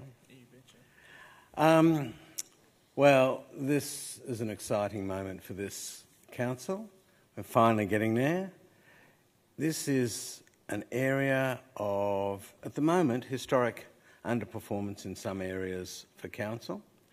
And the way we turn this around is to follow a document such as this that has high aspirations and seeks to roll out both near-term and longer-term strategies. There are difficulties in changing behaviours, which we have to be optimistic about, but at the same time temper that optimism with a bit of realism that in the past we've struggled. As I was walking here, I looked at the yellow bin of my neighbours, both tertiary, double degrees, left wing, right on people, and I saw a piece of flexible plastic poking out of the yellow bin chain. So if we haven't got the message across to people like that, contamination's going to continue to be a struggle. But so I think we need to temper our optimism with realism on the behavioural change segment. I have to say there are a couple of things that are challenging for me as a local politician. The first is what do we do with food organics and garden organics? So I come from a greener part of the municipality, and I told people around the time of the election that I would hope to roll out a green bin, at least for the green parts of the community. The advice that we have hitherto is that that would be expensive and fail to meet our aspirations to divert from landfill in the order of 80 to 90%. I think it's 85% that we've settled on. And so I've had to suck up that pain, and I've made the decision to take trusted officers' advice and to go for solutions that might not have the feel-good factor, but will at least have a realistic chance of getting diversion from landfill. And as the strategy says, this diversion from landfill is incredibly important as our contribution to mitigating the climate change gases that are emitted from landfill. So, yes, I think there are people who are going to be disappointed, particularly because in the early throes of the FOGO experiment in neighbouring councils, the caddy for the food organics combined with the green bin for the garden organics has been incredibly popular. But sometimes popularity can't be your guiding principle. So I've accepted the advice that we've got better ways to go, ways that may include incinerators, which may get trucks off the street for a waste-to-energy plant in the proposed sustainability hub. And so, yeah, look, it's going to be it's disappointing to me, but I accept that advice, and I do note that the strategy says that we will continue to look at and think about this issue. So I just think it's a mark of the calibre of the work that underpins this, that our officers have said, well, look, other comparable municipalities that neighbour us have tried the green bin FOGO experiment, and it hasn't yielded the sort of cost-effective results that we aspire to. And, you know, you have to take that advice, and I have. And it's difficult, and it will be controversial in the parts of the community which are considerable, that have a heightened degree of environmental consciousness and the people who really aspire to do the best by the environment. I'm really glad to see the clean street priority actions included. Litter is a bit of a problem for us. I know it is a problem. We really struggle, and we're a highly visited place, and we really need to take dramatic action. You know, I hate to concede that Councillor Bond has done anything good, but he's been a wonderful champion of on dumped rubbish and stuff like that. So, and he's not alone. Every time I go home, I get it from my wife. There's a shopping trolley outside, is it? Look, I think we've done really well on shopping trolleys, to be frank, and they've really improved. Anyway, so congratulations all round, and yeah, good luck with the conversation to my fellow councillors with the community as we embark on this difficult and fraught issue. Thank you, Councillor Gross. Councillor Bond, would you like to speak to it? Councillor Crawford. So it's kind of sad but appropriate that we are looking to endorse this strategy on the day that Ian Kiernan, who is the founder of Clean Up Australia, has passed away. Sure. And he was a true champion and environmentalist for waste in all forms, you know. So, I'm glad that we're taking up the mantle where he has inspired, you know, people around the world. I was listening to the radio today, and apparently it is all around the world. I didn't realise that kind of program had exceeded our boundaries of Australia.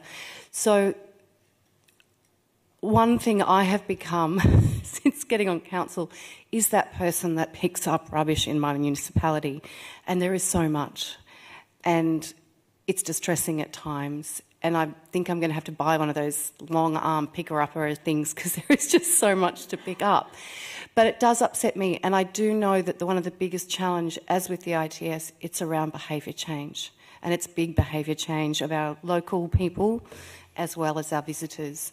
And one of the ideas that we really need to take on is council will never have enough money or enough services to clean up the messes that we as humans leave behind. So I really hope that this is part of the bigger thinking where we take responsibility for our own patches. So when our garbage bins get collected and stuff has fallen on the roadside, we pick it up in the front of our houses, and businesses pick up the cigarette butts and the waste in front of their business every morning as they open up their shop. And when you walk on the beach, you pick up that. So we become a society that takes responsibility for our shared spaces, not just, I didn't drop it, I'm not going to pick it up. It won't get better if we think like that. So it has to be a community, a collective thought process that in order to keep this area awesome as it grows, and even if it stayed the same, it would be the same, we need to collectively take responsibility for our patch. And I also don't make the note that it's quite timely that tomorrow, when Prince Harry and Meghan Markle visit our municipality, and I'm hoping to spot them, they are visiting to one of our beaches to pick up rubbish. So maybe that will help the publicity around the world, our residents and people around the world, to think about how important it is to take care of our own patch. So I will be supporting this strategy with two fist pumps in the air and saying it's awesome, and please, people, please get on board. Thank you, Councillor Crawford. Would anyone else like to speak? Councillor Copsey. I think that there are some really great things in this strategy. In particular, I want to highlight that in response to the community consultation on the draft, we have actually made increases to a number of the targets, including increasing the waste reduction target for residential properties from 15% to 20% by 2022, increasing the recycling target for council buildings from 48% to 58% by 2022, so that council can behave as more of a leader in the space, and increasing the recycling target for residential properties and council buildings from 80% to 85%, which aligns with neighbouring city of Melbourne. Those are really positive, and we know that the community wants to do better in this space, and we want to do better in this space. And so I'm heartened that we'll be coming along for the ride. I also think it's really significant that through this process we uncovered that we are not as good at this as we think we are as a community. A lot of us are trying to do the right thing, but we are failing, as our current contamination rates show. So there are some really positive elements of the strategy, and I am glad and thank the officers for the hard work that's gone into producing a strategy that we think will be achievable over the near term, because we really do need to do better.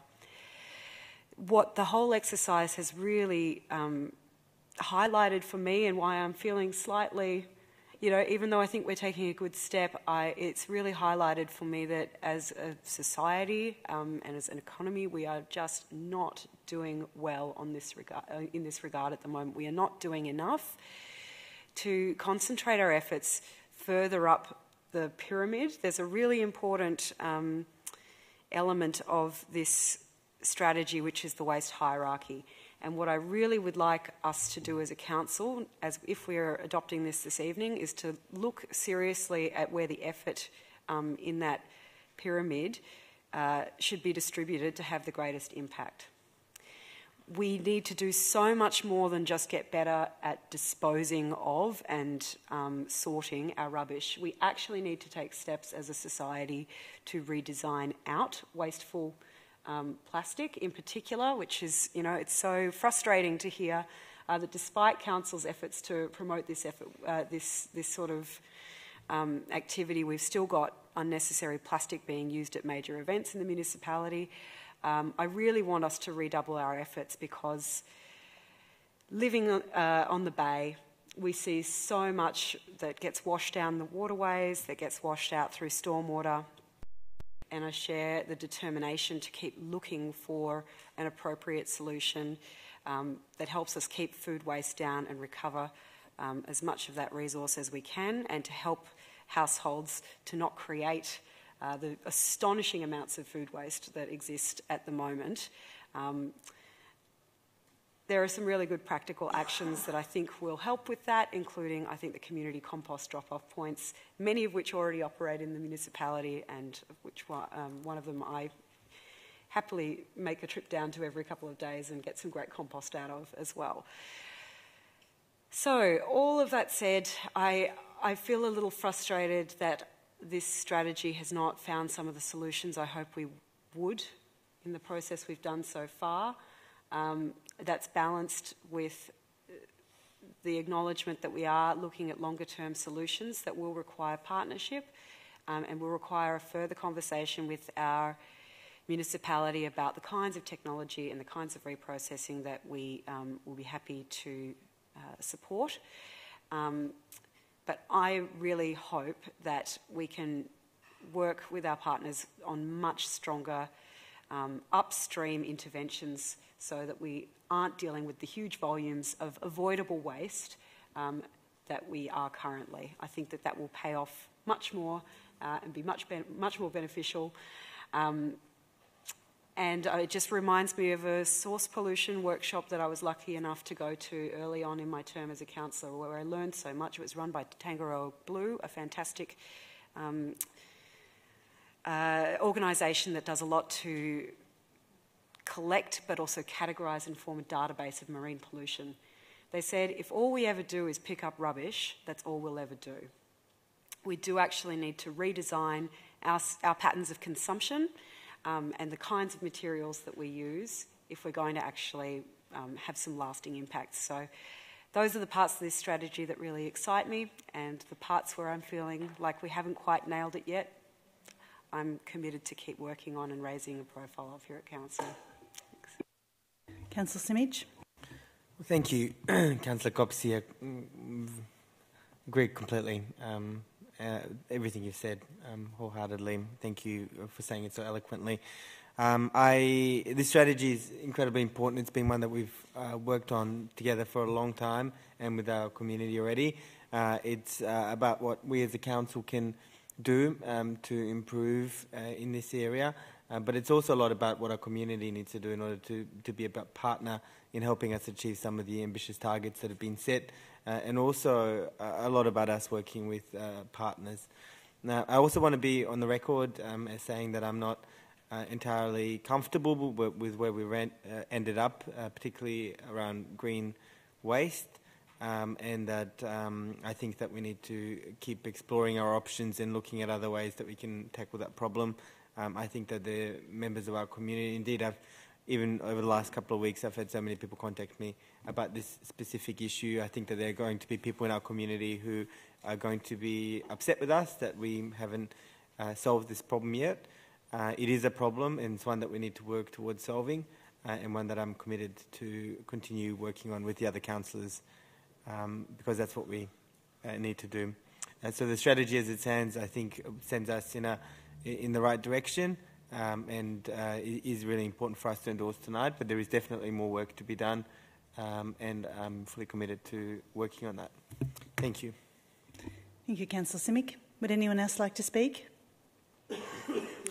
I would, so I'm going to say a few things. I think, councillors, this is actually mega. We've got a 10-year strategy that we're, considering tonight, and this is the last of our 3 transformational strategies that we committed to at the beginning of our term to be to get to this point. So it's the last one to be adopted. Everyone wants our city to do better when it comes to waste. They want us to recycle more, minimise waste, process waste better and reduce our impact on the environment. Everyone wants to have clean streets and clean beaches and know that their rates are doing their job. This strategy's now been out for 5 weeks, and as a result we've made some changes to the original strategy which are acceptable to me. In some respects, we do better than the average municipality, such as in hard rubbish, and in other respects, our municipality does very poorly compared with others. We produce more waste and we recycle less. We've got an odd municipality, unlike most, that 50% of our community live in apartments, and it's primarily there that we're seeing the big issues. So one of our challenges is working with each apartment block to actually make their waste processes easier and better. Part of this process is about advocacy and education and pulling together the partnerships, and this will be critical in achieving what our waste strategy is all about, and $4.7 million over the next 4 years to deliver the 21 actions. I'd like to thank the officers and all the work that they've done in pulling this together, and also the 500 plus submitters that contributed to the feedback on this. It certainly got my endorsement, so thank you very much.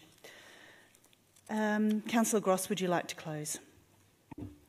Look, I'm sorry to break it to you, I do want to close. You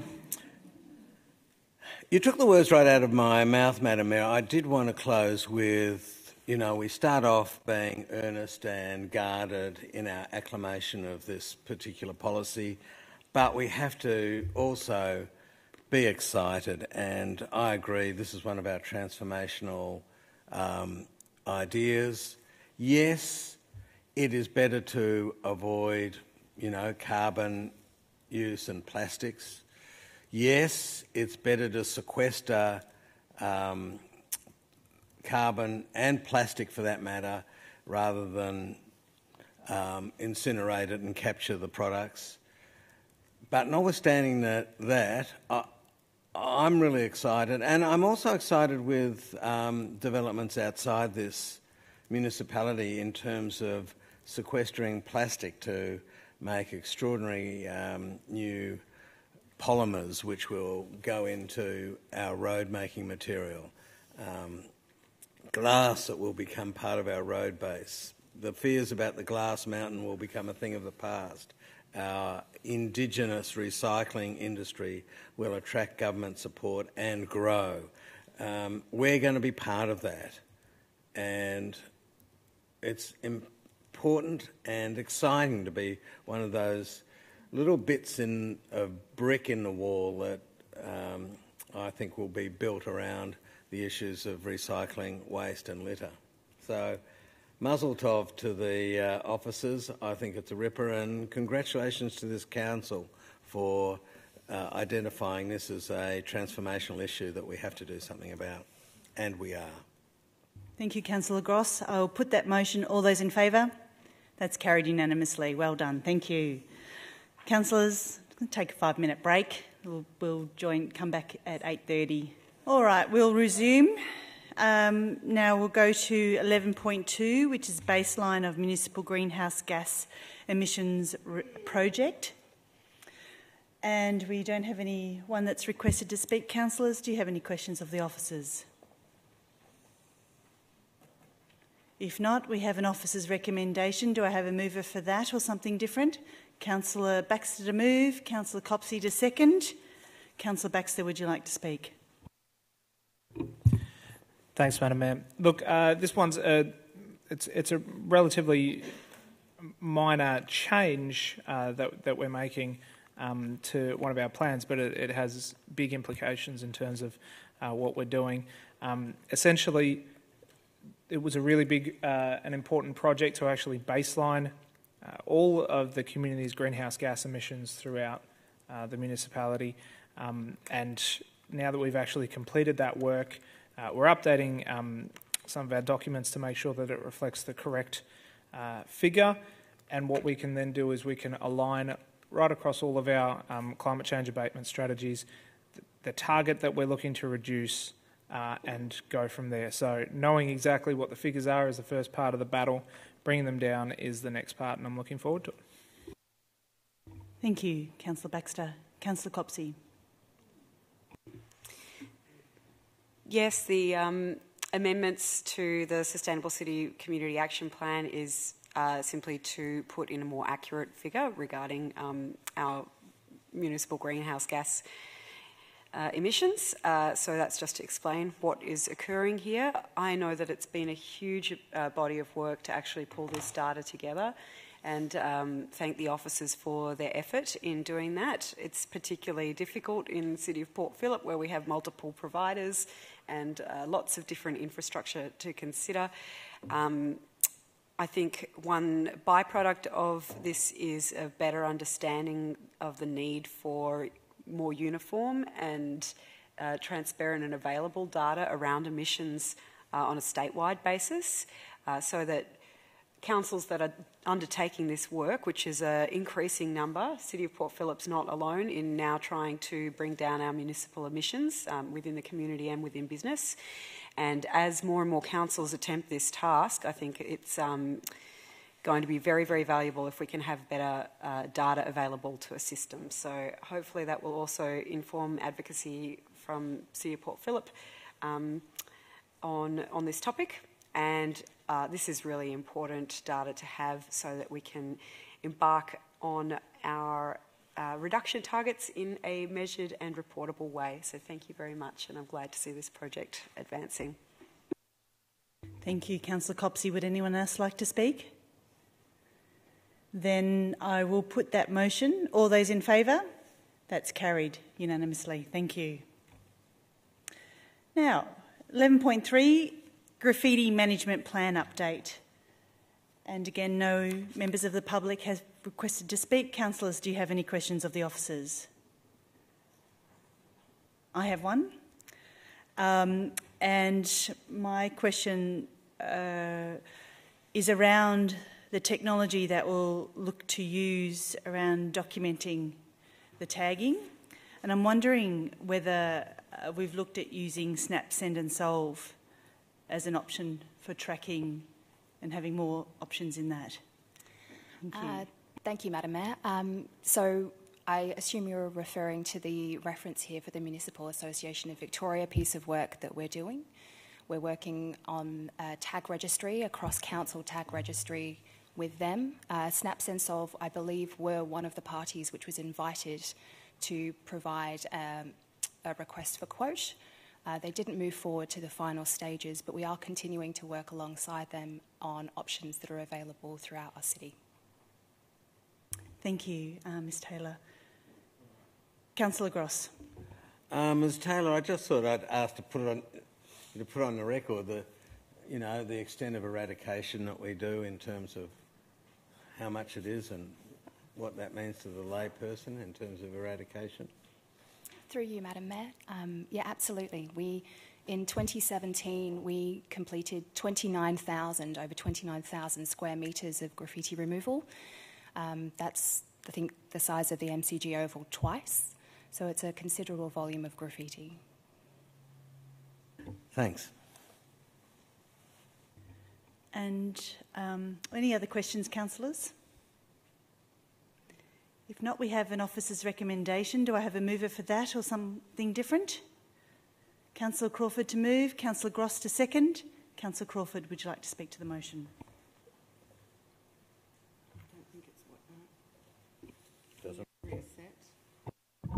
Okay, there we go.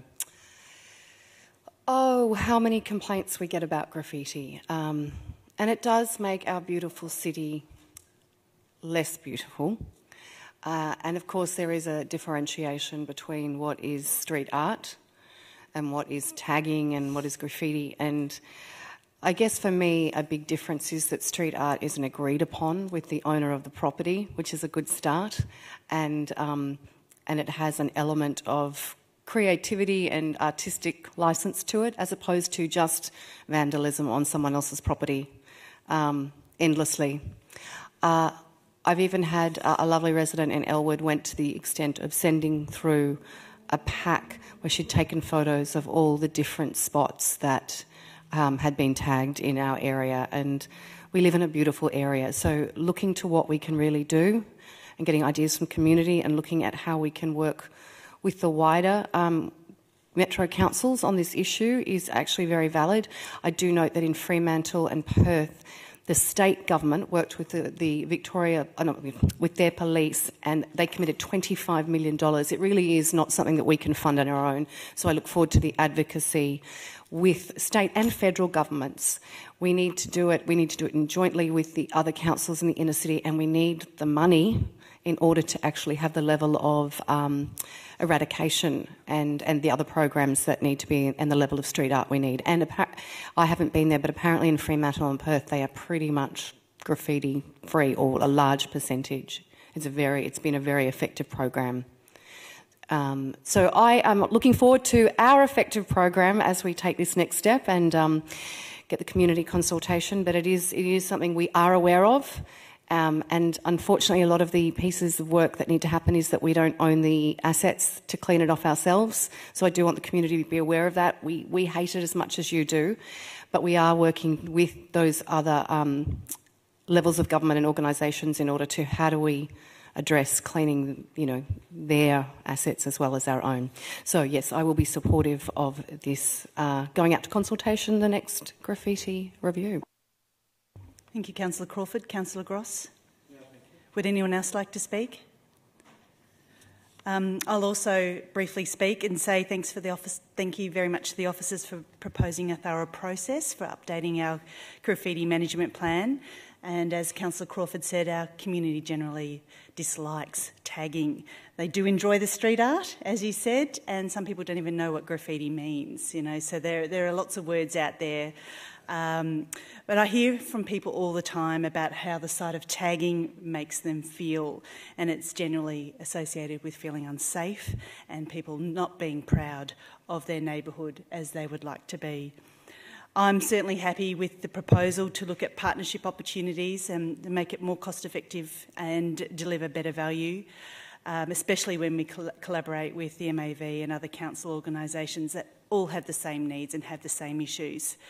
Community consultation, I'm really pleased with what you're doing there, and certainly to ensure that we understand what our community really wants. I think that's an important step. And I'm pleased that this will be held across our city widely and give the option to people to communicate face-to-face and online later on, should they wish to. So the opt-out option that you're proposing, I think, is a smart one. It'll save time and administrative pressures, and I note that. I note that we're coming up to a very busy time in the tagging world, that a lot of people have a bit much time on their hands, and particularly over the Christmas period we find a lot more tagging on our assets and everyone else's assets. So I think the consultation over the Christmas period and beyond is probably a good time, because it's when people will see the worst of this offence, and because it'll be top of mind, I think we'll get, and hope we get, terrific engagement. I know what Councillor Crawford also said around being the responsible authorities for the other assets, don't clean up their act like we do, and people don't understand that, such as on the Australia Post, Vic Roads, Vic Track, and even the power poles. And I'd certainly like to see that issue really fixed up. But thank you very much for bringing this to us, and I endorse the process of updating our plan. Councillor Crawford, would you like to close? Then I'll put that motion. All those in favour? That's carried unanimously. Thank you. Now we've done 12.1, 12.2. We'll go next to 14.1, which is Assembly of Councillors. Again, no one has requested to speak to this item. Councillors, do you have any questions of the officers? Councillor Crawford has a question on the Assembly of Councillors. I just wanted to, on the 12th of September, sorry, I forgot about bringing it up earlier today. I usually leave early on those nights. Does that need to be noted on the 12th of September, that I would have left at approximately 7 o'clock? Is that... It should be noted that you weren't in attendance for all the matters considered. And there was one other one. Sorry, I apologise. On the 3rd of October, although we were all here, does it matter that there's no checks next to any of our names in the boxes, or is it just assumed that means we're all there? I think we could take that as they were all there. That's all right. Thank you. Ms Bennett, how will we update the fact that Councillor Crawford leaves early on some nights? Through you, Madam Mayor, we'll update that based on the feedback tonight so that it's a true and correct record. Thank you very much. Councillors, Councillor Gross, you indicated you wanted to move this before, and Councillor Baxter to second. Would you like to speak to the motion, Councillor Gross? Councillor Baxter? Would anyone else like to speak? Then I'll put that motion. All those in favour? That motion's carried. 14.2, proposed discontinuance of sale of road abutting 26 Moore Street, Elwood. And we have no members of the public that have requested to speak. Councillors, do you have a question for the officers? If not, we have an officer's recommendation. Do I have a mover for that? Councillor Crawford to move. Do I have a seconder? Councillor Bond. Councillor Crawford, would you like to speak? Councillor Bond? Would anyone else like to speak? Councillor Baxter. I'll just quickly say that, you know, disposing of council assets has always got to be done responsibly, and reading this report, there's just literally no possible use we could make for this in any way, given that it's enclosed, and yeah, it's better in this case to sell it. Thank you. Anyone else? Then I'll put that motion. All those in favour? That's carried. Thank you. Move to 14.3, status of council decisions, which is from the 7th of June to the 5th of September 2018.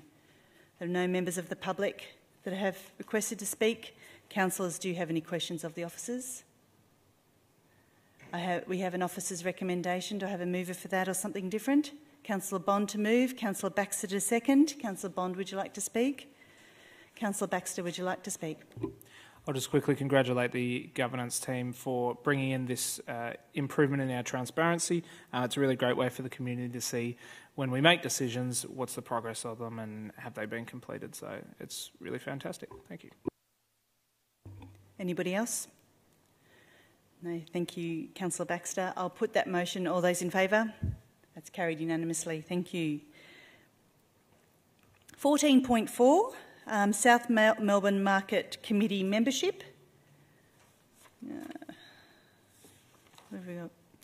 No one has requested to speak to this. Councillors, do you have any questions of the officers?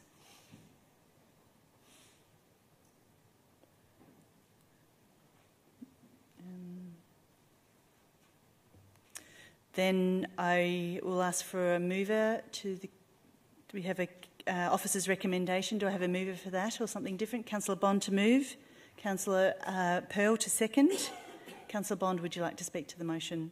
Councillor Pearl, would anyone else like to speak to the motion? Then I'll put the motion. All those in favour? That's carried unanimously.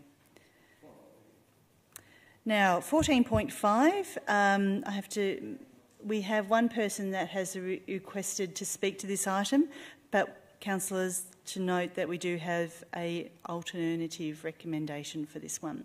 I'd like to ask Teresa Warren, please. Welcome, Miss Warren. Thank you. Teresa Warren, South Melbourne. I know here we are again. Yes, I think it's amazing how it's good to hear that the market is winning so many awards. Good, the market's been the one up front banning plastic bags. I've noticed more and more shops are banning one-use plastic bags where you've got to pay, including two recently is Big W in the city, and 7-Eleven has also phrased out single-use bags or is about to phrase out single bags. It's interesting to note I've up and gone up how the summer market, it is just going ahead in leaps and bounds. Last summer, I think 3/4 of the normal store holders were opening on the Thursday night. It's the food trucks have a good, or people just want to think a lot of people go up around the market just to buy food from the fruit and hear their music. This summer I'm half expecting that maybe the whole market will be open on Thursday nights, and I noticed the Mussel Festival was also getting bigger and bigger. It's good that the market is also trying to reduce the amount of, by donating to different charities like Second Bite. But one of my other little pet hates is, I'm still not, it's good that new stalls are coming in, but in some ways it's still going, still more up market, and I would not like it to end up exactly the same way as what Paran Market did go. I haven't been to Paran Market for years, but I've also recently went looking for litter bin to put rubbish in, normal food. I didn't find one. And I've noticed there don't seem to be as many bins on the outside of the market as there was a few years ago. And there's actually, didn't even notice a bin apart from the mussel stores. There's no actual litter for waste inside the market itself, except for in the food court, and dare I say it, but food hygiene standards can well and truly be improved, especially on the outside food stores. Yep, I am. Because I do cooking on Christian camps at Camp Coolmatong on the Gibbs each summer, I have to redo my level 1 certificate next month if I want it to be in the kitchen in January, because my present one expired in March. So once I have my new certificate, Ian will need to watch out, because I'll probably be giving him a report on where things can be approved. If not before Christmas, it will definitely be at the end of January next year. And thank you for this time. Thank you, Ms Warren. Councillors, do you have any questions for the officers? Actually, I'd like to ask Ms Sumter, the Market Manager, to come down and present the annual report, please.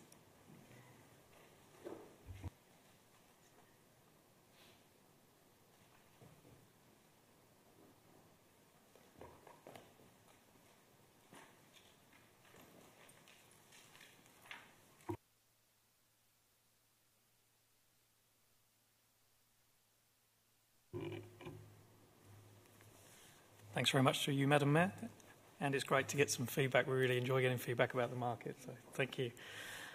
So the annual report for 2017-18 shows some really strong results at the market. We're very proud of that.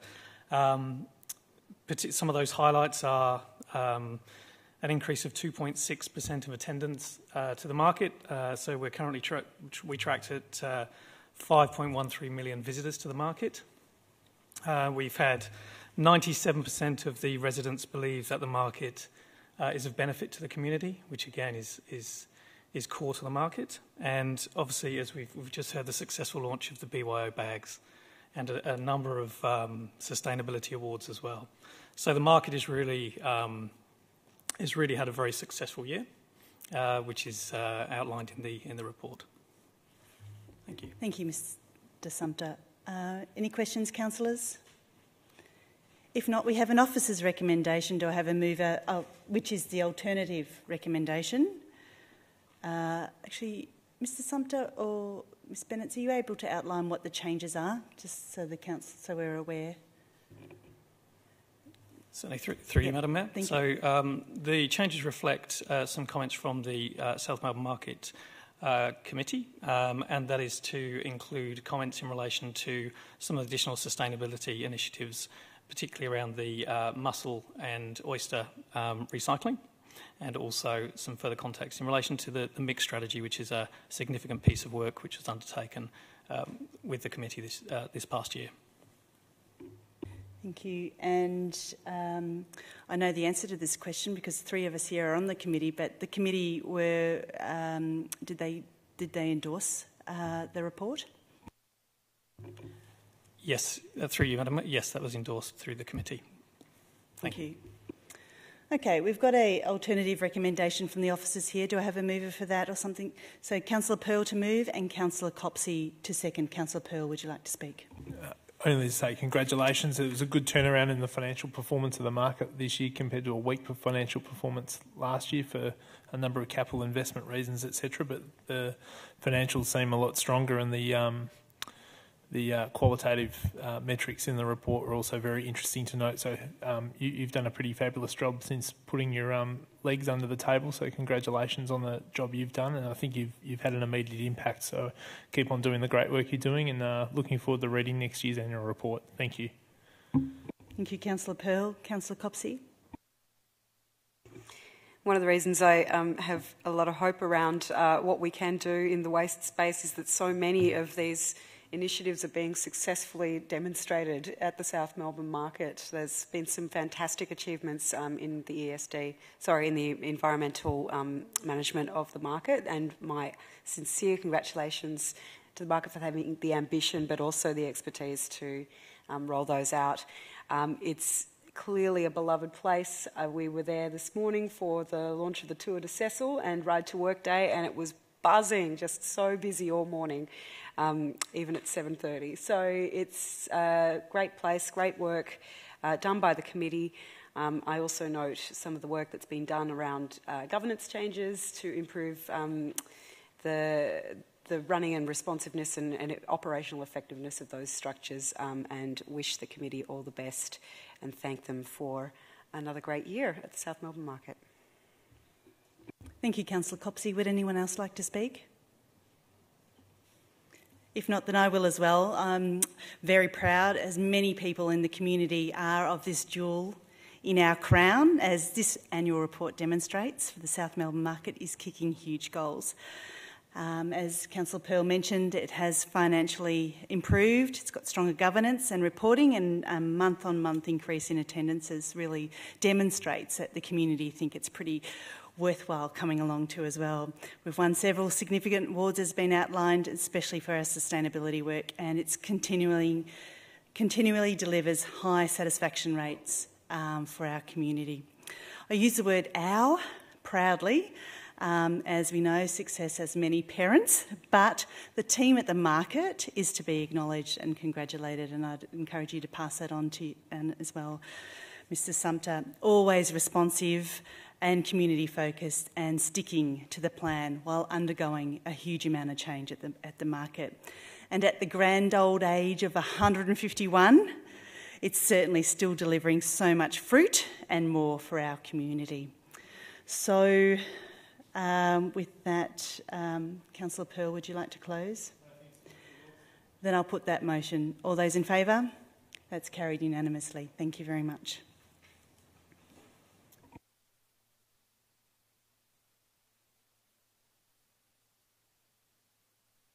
So, councillors, now we'll go to item 14.6, which is the City of Port Phillip Annual Report, 2017 to 18. And we don't have anyone that's requested to speak. Councillors, do you have any questions for the officers? No. We have an officer's recommendation. Do I have a mover for that or something different? Councillor Copsey to move. Councillor Gross to second. Councillor Copsey, would you like to speak? A really important document. Of course, I'd like to start by acknowledging the work that the officers put into developing this. It's a wealth of information on the city's activities for 17-18, and there is a huge amount of information about our financial and other operations throughout the year. So it's a very important document to make available to the community, with a huge amount of information there to digest and dissect, and I encourage anyone who's interested in the operations and achievements of the city to have a look. it's a great document and quite user-friendly as well for what it is. Thank you. Thank you, Councillor Copsey. Councillor Gross? Would anyone else like to speak? Well, I'll speak again as well. This report really demonstrates how seriously we take our responsibility to our ratepayers to ensure they get the best value possible. This comprehensive annual report shows that we don't rest on our laurels. We're not complacent, but we continue to work for our community and push the organisation to higher and better standards. And you can see in the key financial highlights, we have an investment portfolio of over $77 million, and that creates an enormous amount of work. We have delivered a cumulative cash surplus balance of over $260 million, and we certainly encourage the organisation to continue to deliver efficiency savings, and this year has delivered over $2 million, taking the total to $9 million over the last 4 years.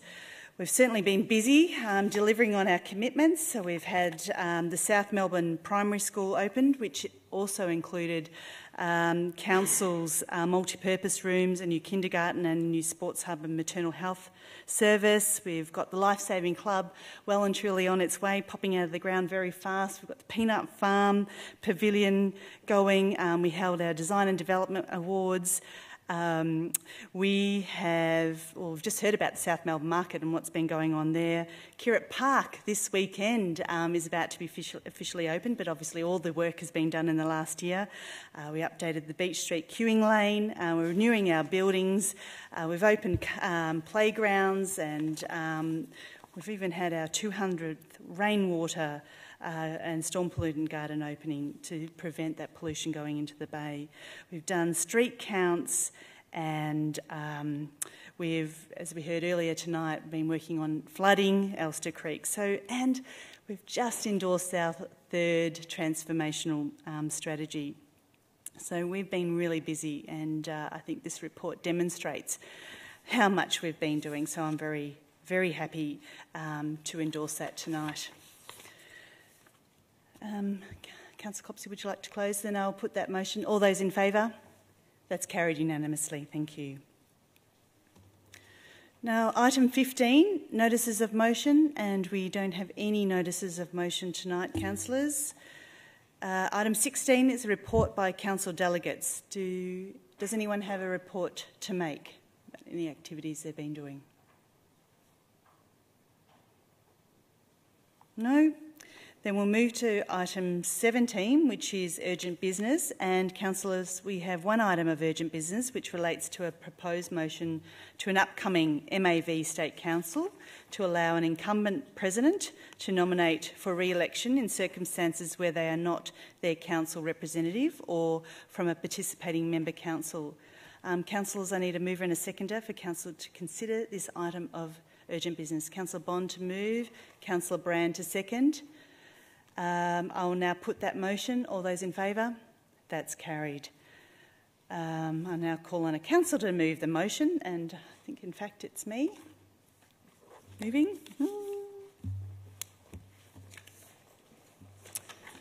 Okay, so I'll read the motion that Council does not support the Municipal Association of Victoria MAV proposed motion that will be put to the State Council on the 19th of October 2018 as follows. 1, that the State Council empowers the MAV Board to propose the following rule changes to the MAV Rules 2013. A, to amend Schedule 2 to provide for a President who has been elected at large to nominate for re-election as President without being their Council's representative or being from a participating member council, provided they are a councillor and continue to be a councillor. B, to change the definition of representative under the rules to clarify that the removal of a representative by a member council does not result in a sitting board member or the president losing their position on the MAV board. And C, to amend Section 15, vacancies and resignations, to clarify that a board member or the president does not lose their position on the board should their council be classified as non-participating. And D, provide in the rules for electronic voting at State Council. And 2, that State Council note that the Board has determined pursuant to Clause 20.3 of the MAV rules that members of State Council may vote on a motion to amend the rules by email, in addition to those members who are present at the meeting voting in person. 3, that these rules come into effect for March 2019 MAV election. And 4, that a broad and comprehensive review of the rules be undertaken post-2019 MAV elections. Do I have a seconder? Councillor Bond to second. Thank you for allowing this urgent item of business tonight. For me, I found that this item of business and motion coming to the MAV was highly unorthodox, and I think the main cause of main problem with this motion is that it may have unintended consequences going forward.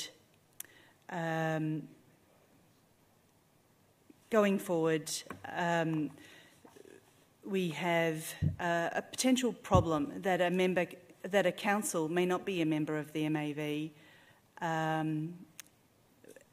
and put up a precedent going forward. So that could have quite perverse outcomes, and as a council, I think I'm worried about that, and so we'd just like to give guidance to our MAV rep on how to vote on this particular item.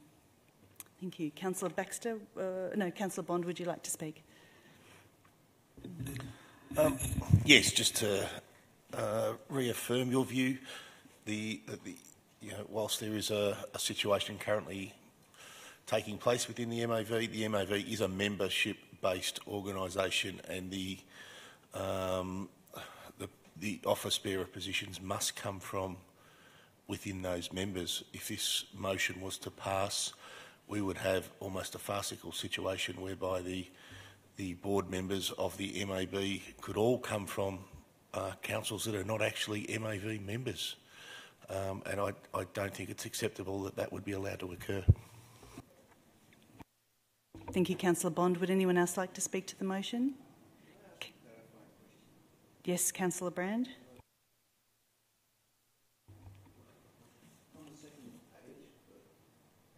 Can we go back? Is that the second?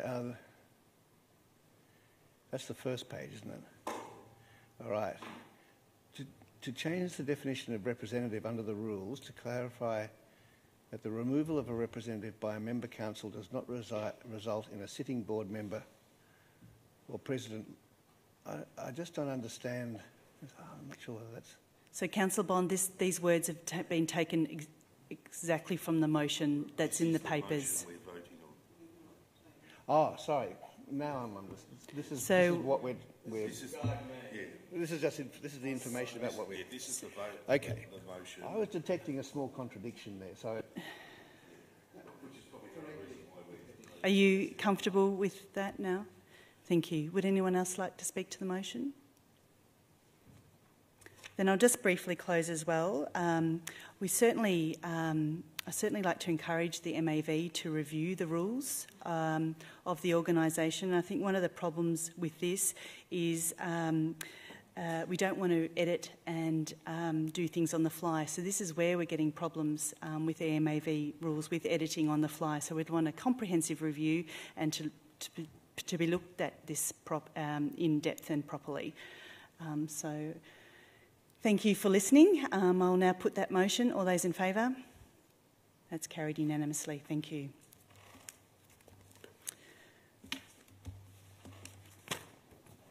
Now, item 18 we'll move to, which is confidential matters.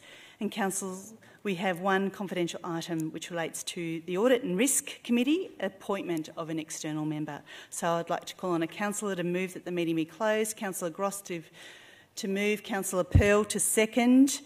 So that meeting will be closed to members of the public in accordance with Section 89(2)(h) of the Local Government Act, as the item relates to a matter which the council or the special committee considers will prejudice the council or any person. I'll now put that motion. All those in favour? That's carried unanimously.